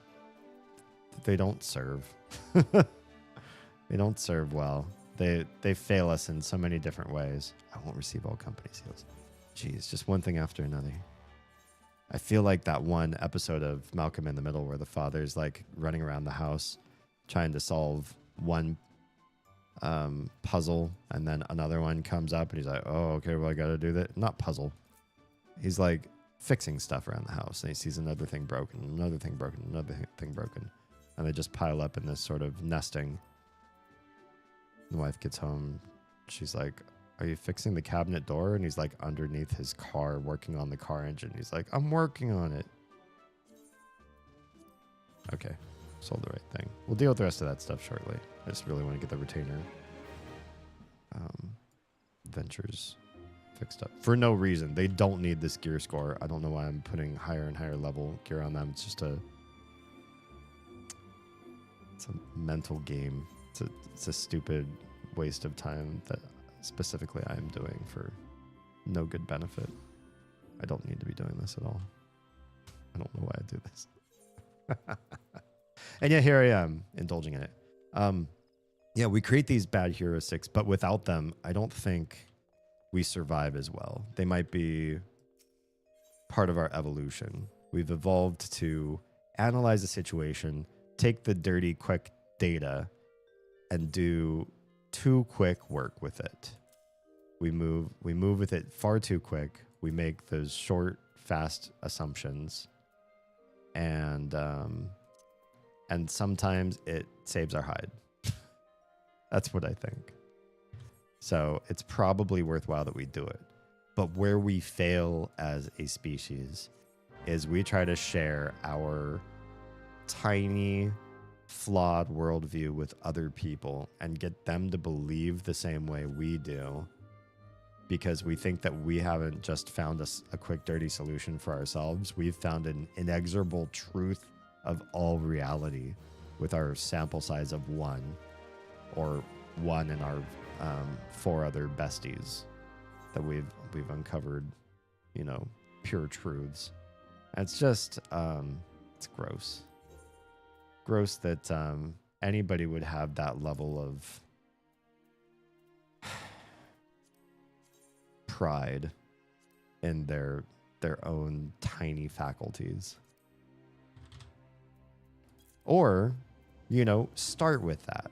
Like the better answer isn't, therefore just don't use your common sense, don't use your own personal findings in the world to ever come to any conclusions. I say leverage what you have as a tool. Those are natural, native impulses within us to act that way, to start to create a worldview based on what limited personal information we've accumulated. But have that be the kickoff. You know what I mean?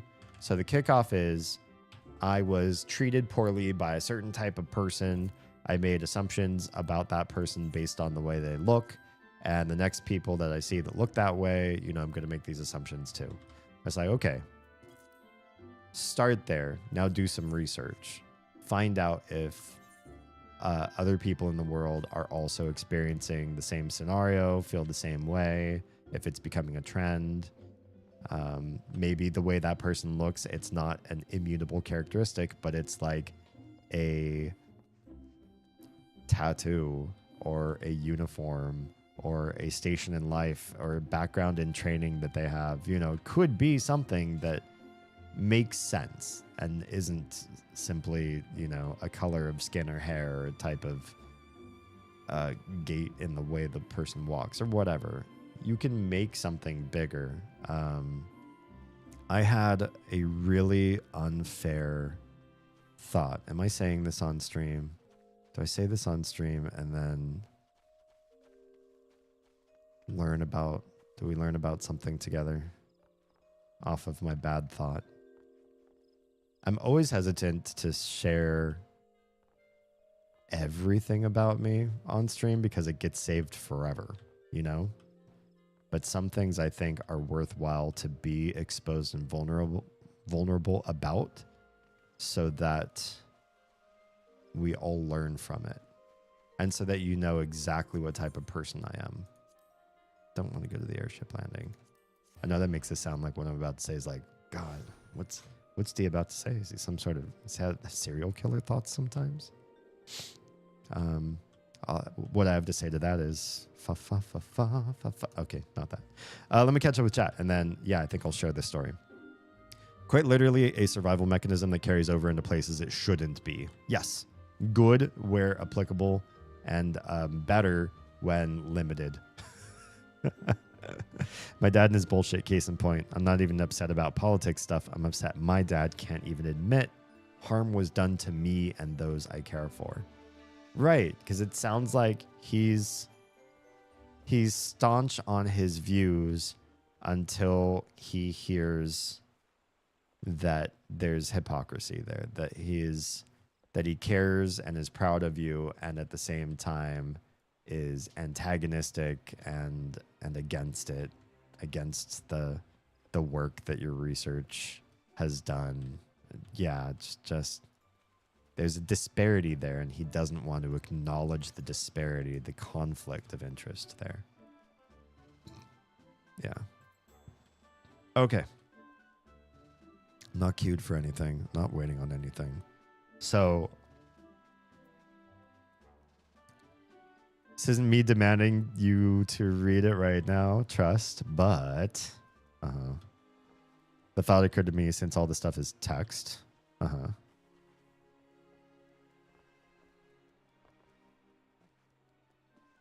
could post it all in chat and you'd read it. I don't always read everything in chat. There was one time where some folks in chat were having a particularly spicy A and B debate, and I felt like I didn't know enough to step in, and I also felt uncomfortable taking a stance on stream, and so they just went at it, and I just ignored them because I couldn't policy create a good. It wasn't my place, And so I was like, I'm comfortable with them hashing it out. It's not stream content. I don't need to make it platform content for me to like monetize and make it the center of what I'm talking about. Then it's like me, when I wasn't even informed well enough to like really get involved. So I'd rather let subject matter experts deal with it together rather than my dumbass try to step in and profit off of it. Just didn't seem right. So I butted out, and not a narcissist. I think I'm not. So it doesn't always need to be about me. Heckin' Lamau. Don't think you were here for it. Huge fight with my dad. Sent a really long letter that, in a few words, puts up an ultimatum. Am I finishing your sandwich? Okay. Oh yeah, calls him out and bullshit. Ask him to show compassion before I'm forced to block him. I love that you get to that part too, because I feel like I would struggle a little bit to stand for my values in the face of direct antagonism, but that part matters the most to me about what you said. Is ultimately, let's just, like if you were to boil it down to its essence and say, all I really need out of you is compassion. I would say compassion and empathy for me are by far my strongest compelling virtues or values that I strive for in my conversations with friends and family. And so if I feel like I'm being short shifted there, that's all I would really ask for. Be like, okay, that's fine. That's fine. Yes, I get your point there. Yes, that makes sense. Okay, I understand why you want to say that. Where's the empathy? Where's the compassion? You know, bring it back to the values, the core values. If you're falling short on specifically empathy and compassion in my heart, then we have little to communicate across, because those things matter so endemically to me that if you say those things don't matter, we don't have a cultural connectivity, or in the case of family, a familial connectivity.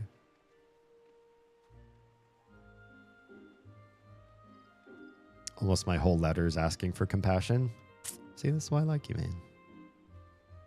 Yeah. Okay. So, speaking of compassion, I had a discompassionate thought.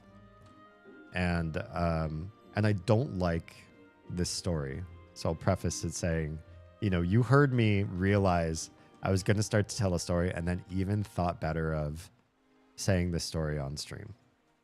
I was with the kids at one of our local parks, getting their batteries run down, their crazy energy levels. We don't feed them any processed sugar, and they're still crazy high energy creatures, right?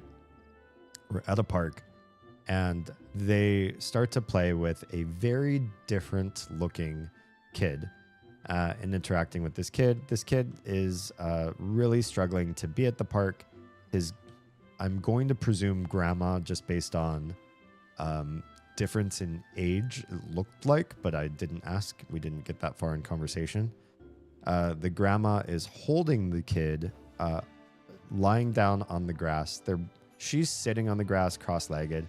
He's lying down, and his head is in her lap. And she's sort of like holding his head and manipulating his head and his body to allow him to like look around and grab at things and stuff, because he doesn't have the neck strength, core strength, and there's something going on with the development of his limbs and the development of his head. Head looks larger than what I would consider normal, and all the limbs look much smaller and shorter than what I would consider normal.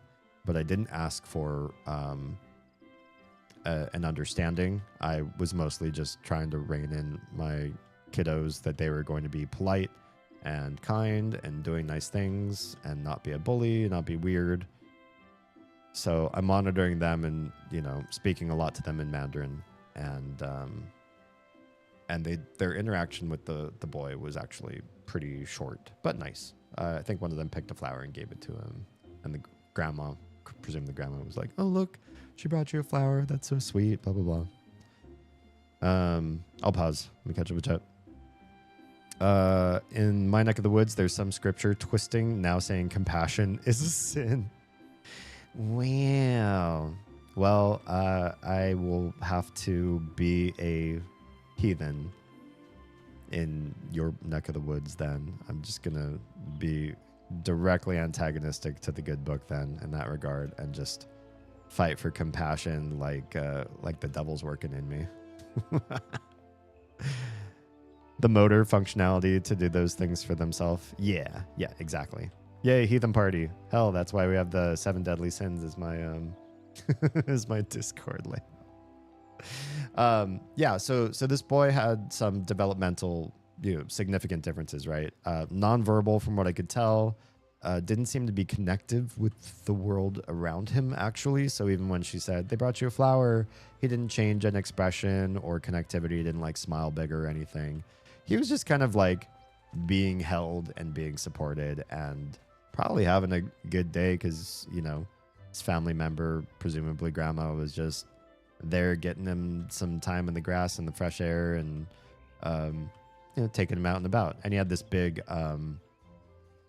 it's like a wheelchair stroller kind of hybrid thing. Wasn't like your typical stroller, had like extra restraints and functionalities and stuff on it too. And the thought flashed across my mind, a really unfair thought, that I immediately disliked. So glad you all like Heathen Party. Should we rename the server to Heathen Party? I feel like putting it in Finnish was a bold move on my part. This was well before I started Finnish Duolingo. So I was like, what are people even going to look up the word, or are they just going to go, I don't know, that's just D's server. It's got that dumb, weird Finnish name. Down for Heathen Party. Maybe we just have a, we should have like a, what we should do, maybe it would be its own server for just hanging out.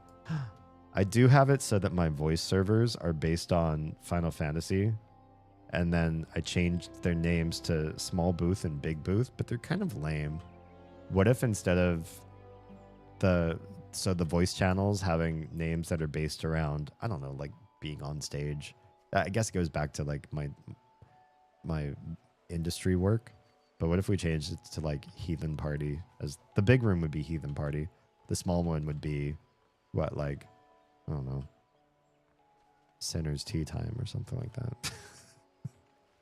Spitballing ideas. Help me come up with something cool for the rebranding of the voice channels, because I feel like the voice channels names are whatever. Always down with the ship of heathens. Nice. So my unfair thought was this grandma and grandson were Hispanic, and so is most of my family. So before you immediately get to thinking, oh, D, you're a white dude, what are you about to say? Most of my family is part. So don't get me wrong here. I just don't happen to come from that specific bloodline through weird like marriage. And someday I'll share my family tree. You all can see what I'm talking about. I have primary and secondary Spanish speaker folks in my family. Spanish was my third language, mostly so I could speak with certain tios and tias in my family. And in seeing this grandma and her son, it dawned on me, I have not seen this particular like developmental issue in any other ethnic background except from what I could tell as being Hispanic. And I was like, is this a problem that just doesn't apply to other ethnic backgrounds? Or is my experience so limited? I at least give myself this. That was a sort of an unfair, weird thing for me to think, like, I've only ever seen Hispanic families with kids like this. And then I immediately thought, that seems like really gross, unfair, and my sample size is what? Me seeing families with my own eyes. That's all I know. That can't be enough people to base something off of. And so because I felt very ick about the thought, I immediately ran off to do some research to try to understand what might this kid have, what are the incidence rates in the US like, because this would be the one place where I think I've seen this kind of developmental issue the most, and what are the preponderance of this issue across different demographics. What does it look like? And in this one case, I would say this is just luck of circumstance. This doesn't mean that I'm good at sociology with my own eyes. My own eyes are not a sociological study. In this one incident, particular type of developmental issue with kids, it does turn out that American Hispanic families, Chicano families, have the highest rate of this particular defect out of all families in the US. It is chronic, and other ethnic backgrounds demographically don't show up nearly as high. I wish off the top of my head telling you the story that I remember the name of what I believe this boy was growing up with. And then that started to raise other questions that I wanted to better understand, especially having family with this ethnic background or part of this ethnic background. Why would this happen? How does this happen? What sort of things are going on? Why would one particular background in the US have such a much higher preponderance. Is it just genetic, and we just shrug our shoulders and go, until we can genetically modify people, we'll just have to deal with the fact that babies are going to have different rates of success and failure at different types of development based on where your parentage comes from, which feels unfair in the world. I don't want to see that kind of thing be the case, where depending on where your ancestry comes from, you are more or less susceptible to things. I wish it weren't that case.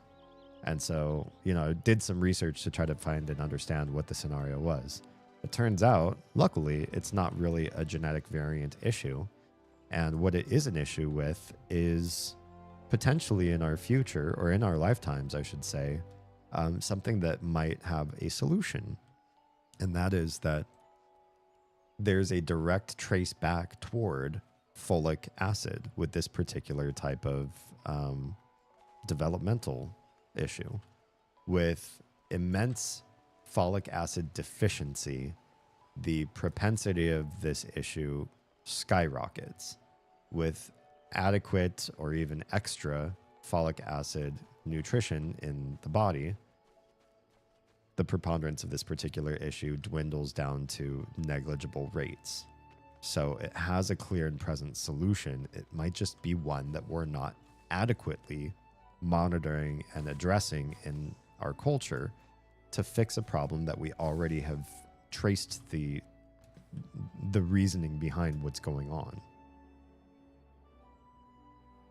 And I wouldn't have come to all of those conclusions out of my own head. I needed the additional research. I needed to take the first step, which is I have a thought based on what I've experienced in my life, but then go a step further with my empathy and say, well, what can I learn from this? What have we already learned about this? What does the science say? Where does that come from? Are we doing anything to solve this? Do we have answers? Is there an answer, or is this something that's just the nature of our existence? In other words, staying curious, staying empathetic, and for me, especially a drive to understand what my family members might need to make sure that we have the highest rate of success and happy families, and everybody's developing the way that we want them to. Anyway, yeah, telling a story like that gave me pause.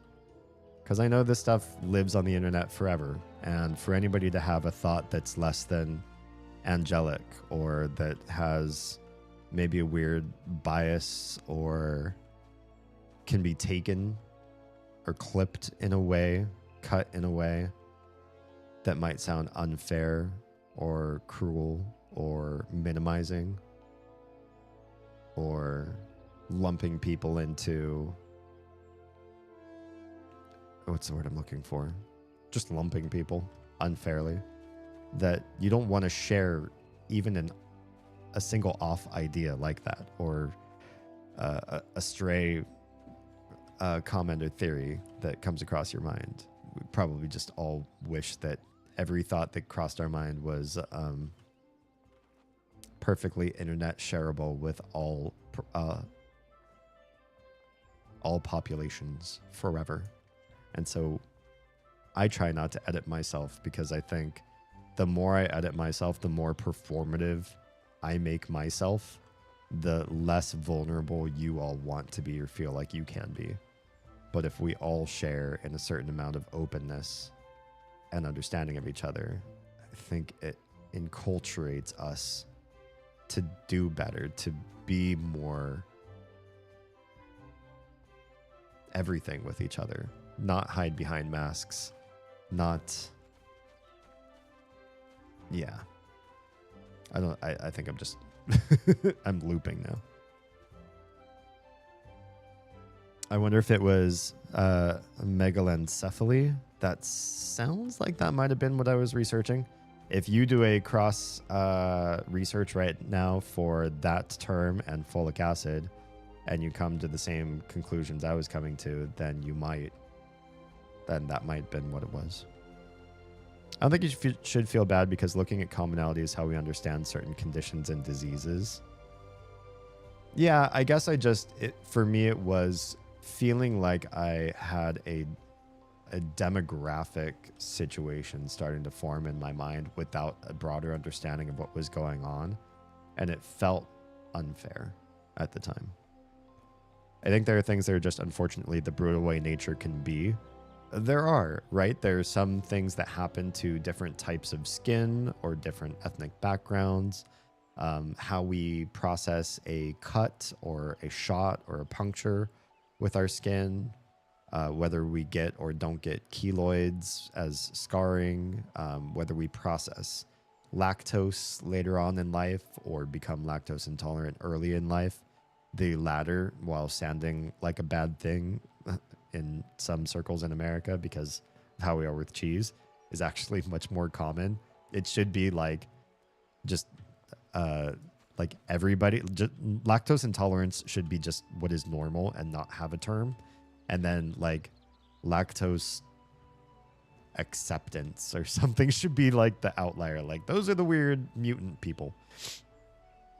But yeah, just the fact that earwax can be dry or wet, and ears can be like heavy producing or non-producing of earwax by and large. Like there's so many different things that make us subtly nuanced, and we can't like change diet, change climate, or do anything about those things specifically. Not in the short term anyways, maybe long-term evolutionarily we could.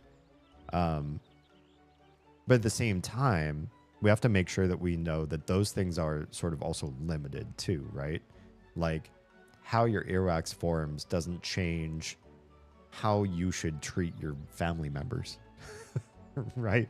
So there are things that we need to take into effect are a byproduct of us being eusocial creatures, where we would by and large want to support ourselves, and then once we're supported, look to our friends, family, city, country, expand out in our the ripple of our effect until we are helping the greatest amount of people that we can help in our life.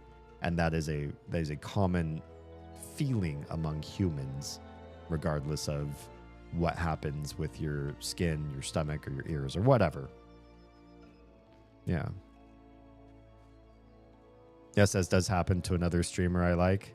Yeah, what's the word? Clip monkeying, I think it's so gross. I think going forward, what I'd like to do community-wise, if anybody ever, this doesn't really happen because we don't do a lot of reacts.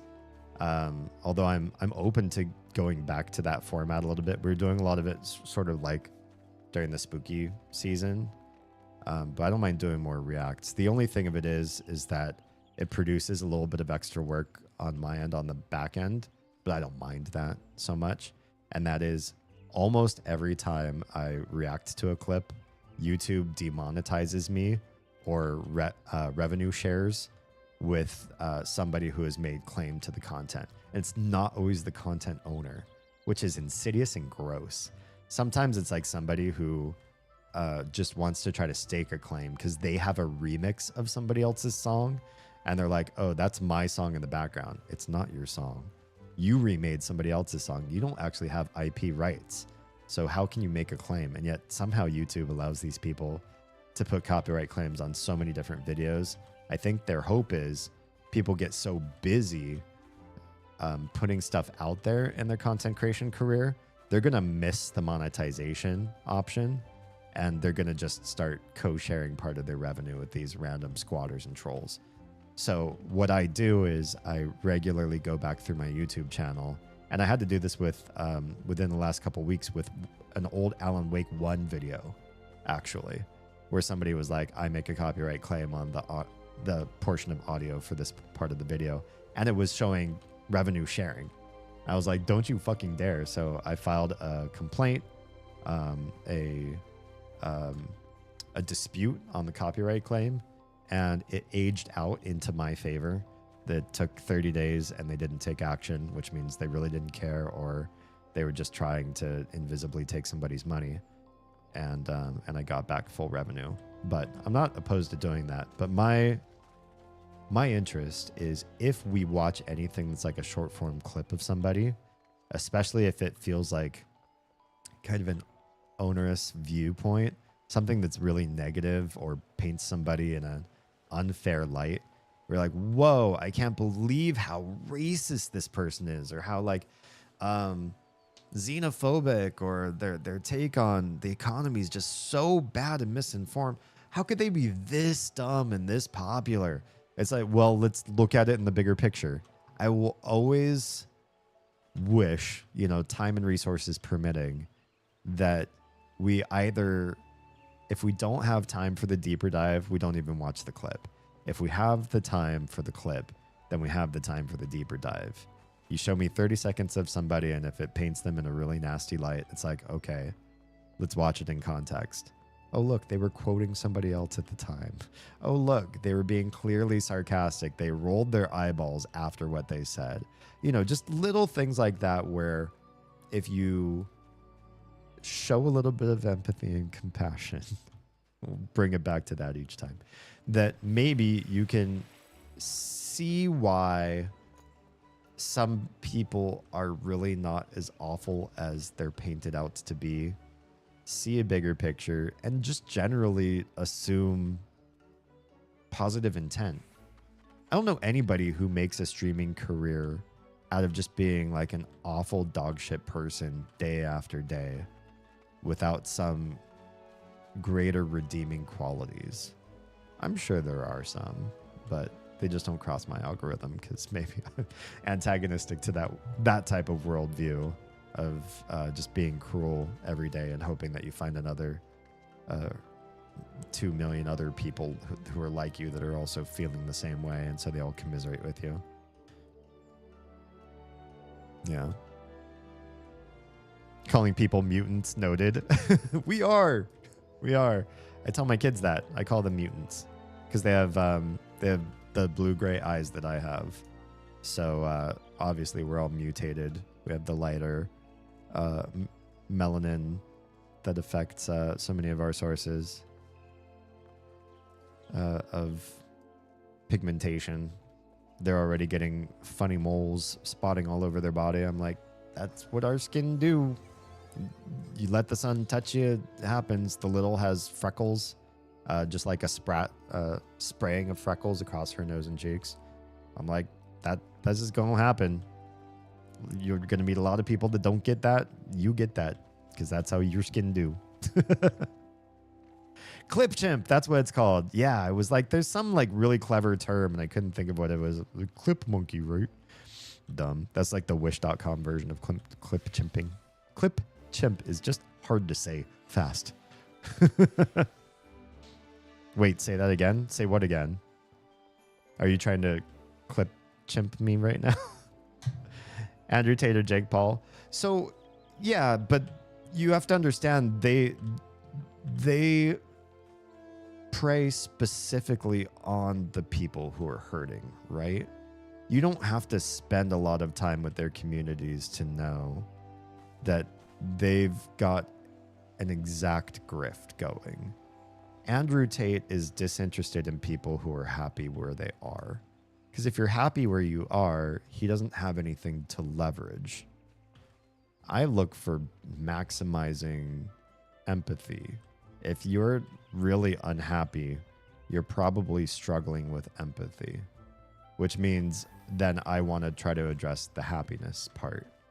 But Andrew Tate's business model requires somebody to be unhappy to engage with what he wants to teach in the first place. And then you want to be agreeable. That's also where we differ. The Tate and Jake Paul idea is to find somebody who's really hurting and then say all the reasons you think you are hurting are true.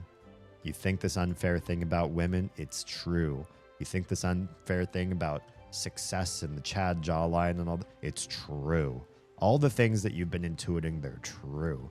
And I'm antagonistic to that. I like disagreeing with people. I like getting into arguments. If you can't find good evidence of something, then I will not adopt or agree with you on it. I will deliberately debate and argue, and I'll try to find evidence to the contrary. Just the other day, I found a way to weave this into tonight's conversation, so I'm just going to do it real quick. But I don't mean it. I don't mean it in a high-stakes way.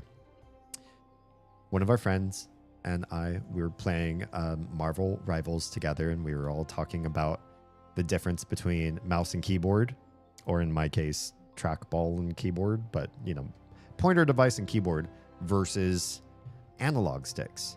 And I was like, analog sticks are obviously inferior because every time you put the analog stick community, the controller community, with the pointer device and keyboard community in a multiplayer competitive game, they either remove the competitive portion of the game, like Marvel Rivals does. As soon as you have controller people in your game, you cannot play competitive with them. I cannot. And a lot of my friends play on controller, play on Xbox or PlayStation. I am disallowed from playing competitive games with them in my group. I can only play competitive games with other PC players who use keyboard and mouse. That right there speaks to the inferiority of the controller standard. And then they immediately rebutted and said Apex Legends has competitive tournament gameplay, and with each competitive team, there's usually an average of 2 people who play on controller. And I disagreed, but I didn't have the evidence. They just made a claim, and I was like, oh, that really shakes my worldview. And so I didn't want to say I disagree, but I also didn't immediately agree because I didn't want to back down from my stance. So I did some research while we were playing Marvel Rivals. Every time I died, I'd go and type something else and do some reading on a side tab and everything. And it turns out Apex Legends has controller-based tournament play on their teams. Not everybody on the team plays with controller, but it's true, some people do, because they've given ample aim assist to controller players. In other words, they play a different version of the game where the ability to aim and kill using a controller is given a significant handicap so that they can stay competitive in a game with people who otherwise use keyboards and pointer devices. Further bolstering my point, even though my friend thought it was bolstering theirs. And I wanted to argue the point on Oz's stream, which wasn't fair, and she shut me down appropriately because it's her show. She gets to do what she wants on her show.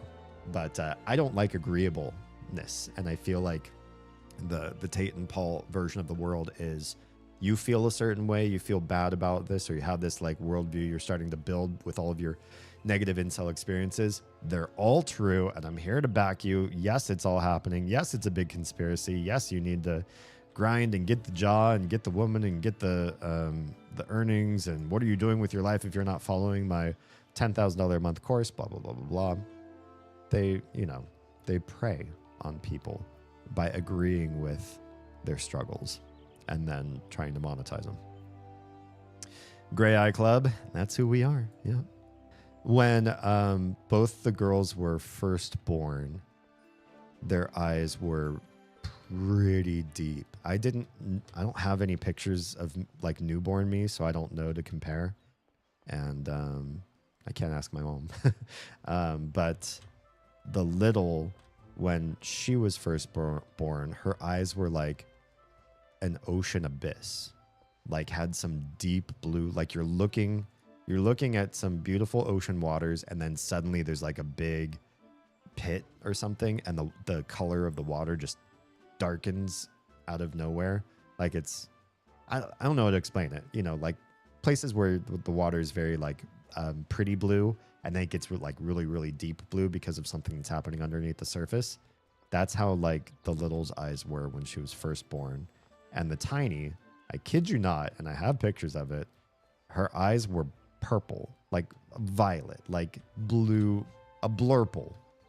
They weren't fantasy high elf purple or anything. They weren't lavender.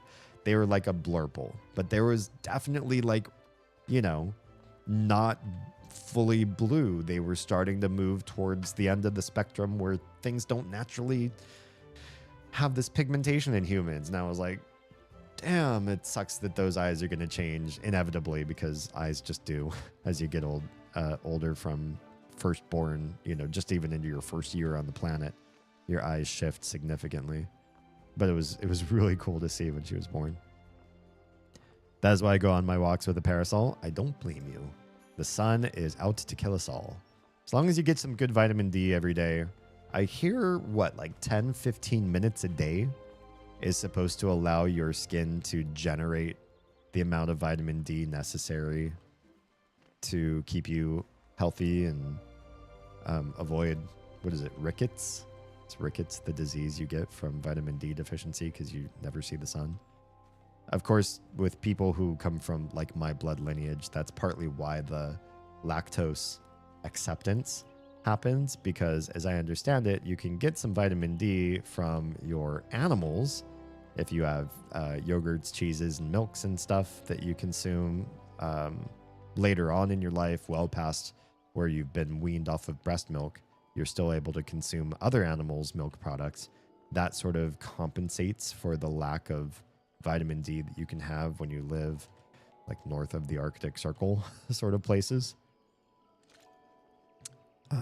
Yeah, that's, as I understand, partly why that mutation exists, or maybe solely why.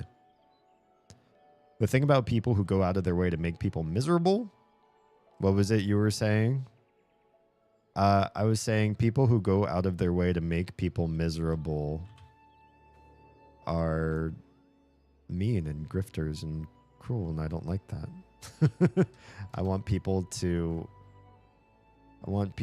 be more empathetic and compassionate to those around them, even if that means not being agreeable. Yeah? I think agreeable can be exploitative, manipulative, and show that you don't really care. Because if you tell me, oh, like I'm so addicted to alcohol, I have to wake up every morning and take 3 shots to get rid of these weird shakes that I've never heard of before, but I get these shakes and alcohol seems to fix it. And if I knew about what is it called? Tremens is the word. Delirium tremens. What's DT stand for? I know about DT. I've had alcoholic friends. And if I said, oh yeah, man, you know, waking up with shakes sucks. I just opened up a still and I've been trying to like sell this whiskey. Do you want to subscribe to my whiskey? Like basically I'll charge you every month and you'll get like straight fresh from the source. I'll hook you up. You know, you'll never have the shakes again. Every morning you can drink my special brand whiskey and boom, those shakes will be gone. Like I'm here to help you out. I just don't want you to be miserable anymore. I just want to get rid of those shakes. I agree. Those shakes suck and I've got a solution for you. That's being agreeable. That's leaning into somebody for the problems that they're having and telling them that they're right and they're good and their path is correct. Sometimes being disagreeable and standing up for somebody is the better path. It's a weird example. This is the first thing that came to mind, especially because I recently met somebody who has DTs and I was like, yeah. She's young too. But age doesn't matter. You can get DTs pretty early. Like a blue hole? Yes. Kind of like that. You know the song by Billie Eilish, Ocean Eyes? It was like the first song she ever got famous for. Everybody used to say that the Little had ocean eyes. They're like, oh, like Billie Eilish, Ocean Eyes. That's so cool. Since she grew up, they don't say that anymore. True, then I can think of a very clear example for that one too. Excellent. Hook me up, fam. I need a fix. Fuck me up. Would you buy Damien's whiskey? What would I call it? Halme whiskey. That's stupid. It's a dumb name though. Don't quote me on that. It sounds expensive, and I fear that if I made something that was deleterious to people's health, that would be clearly antagonistic to why I'm here on this planet. If I was to promote anything, I'd want it to be something that stimulated health and mental acuity. And I feel like everything that is a product that speaks to those values is some sort of a grift, like those neurotropics or whatever, or different types of mushrooms and extracts and vitamin mixes and things that people say, oh, this is, improves brain health and memory and all that kind of stuff. Until I see real studies behind that kind of thing that are funded from proper resources, and I see more than just a certain type of content creator promoting them, to me, I think it's all just grift. But yeah, you probably won't see me selling a line of alcohol. Hate to say it. I would probably design a line of clothing sooner than I'd design alcohol. Mostly because I think men's fashion is very boring and has taken a backseat to so many other things in the world. When I look at young kids today, and I think about all the things that I wish had changed in the course of my lifetime, it's shocking and sad to see how little fashion has changed, especially among boys. The boys in my neighborhood, all the way from the littles that play with my littles to the high schoolers, are all sporting the same hairstyles, got the same t-shirts and jeans and shorts, logo tees with some silly joke on them. I didn't have Minecraft when I was born, but so like the stuff that's on them might be different, but also a lot of that stuff's not that different either. As a kid sporting like Nirvana t-shirts and stuff with like Transformers and Marvel comics and stuff like that, I'm like, well, how are you gonna tell, what if I took the timestamp off of a picture and said, tell me what year this is from? I feel like if you just grabbed a bunch of boys and said, okay, based on what they're wearing, when is this from? There'd be no way to tell.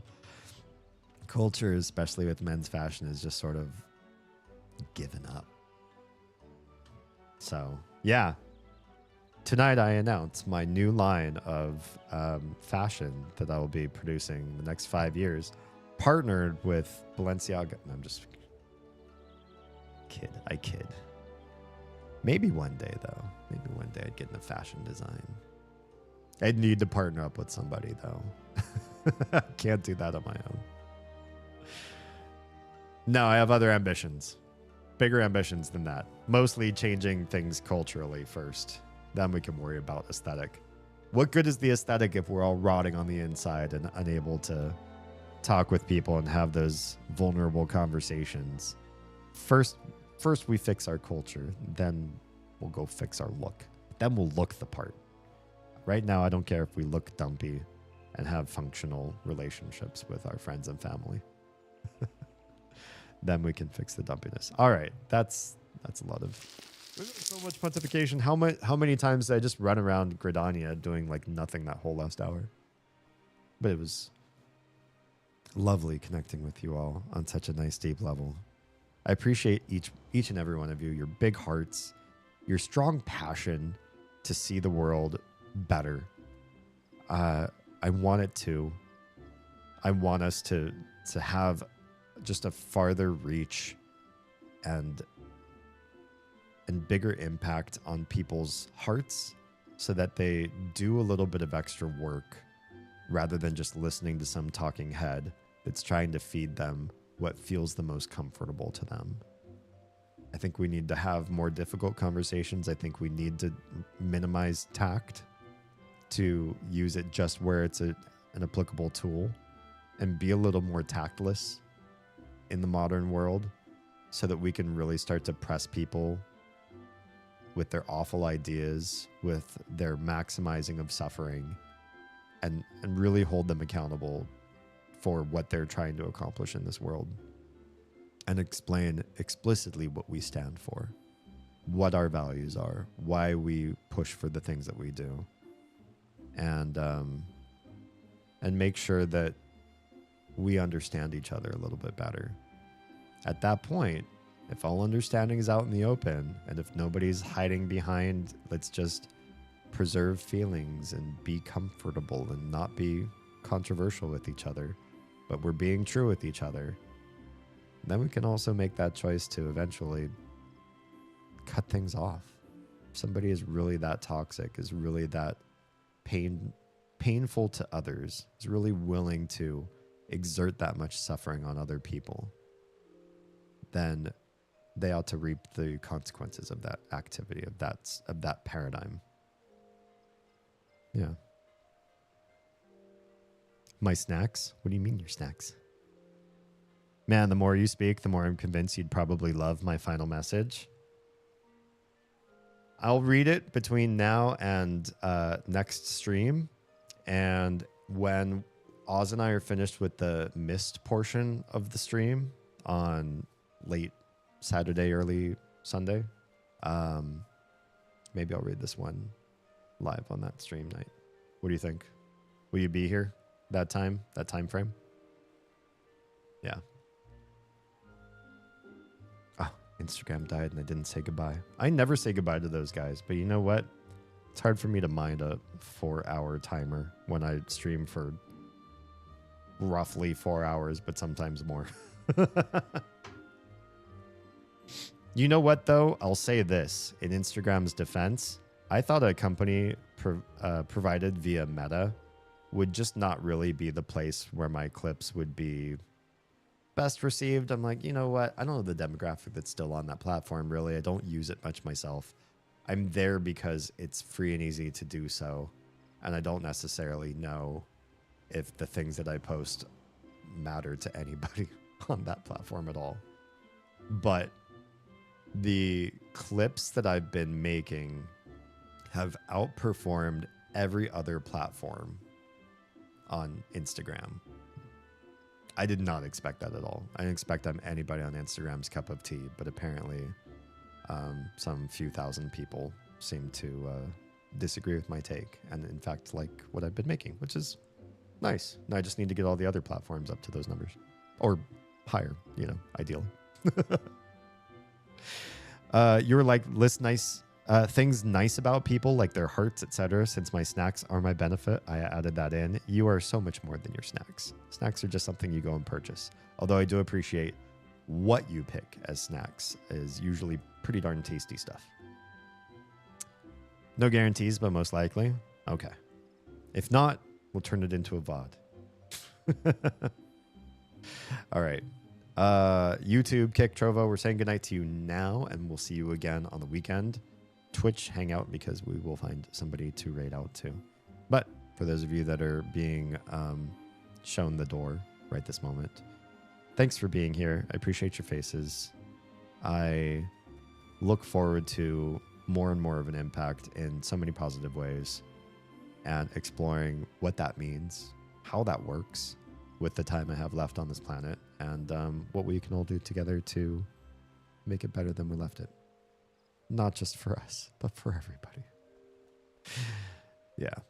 In that case, if you're safe, fed, and loved, make sure someone out there is too, please. I don't just say that because it's an interesting sign-off or because it makes me sound a certain way.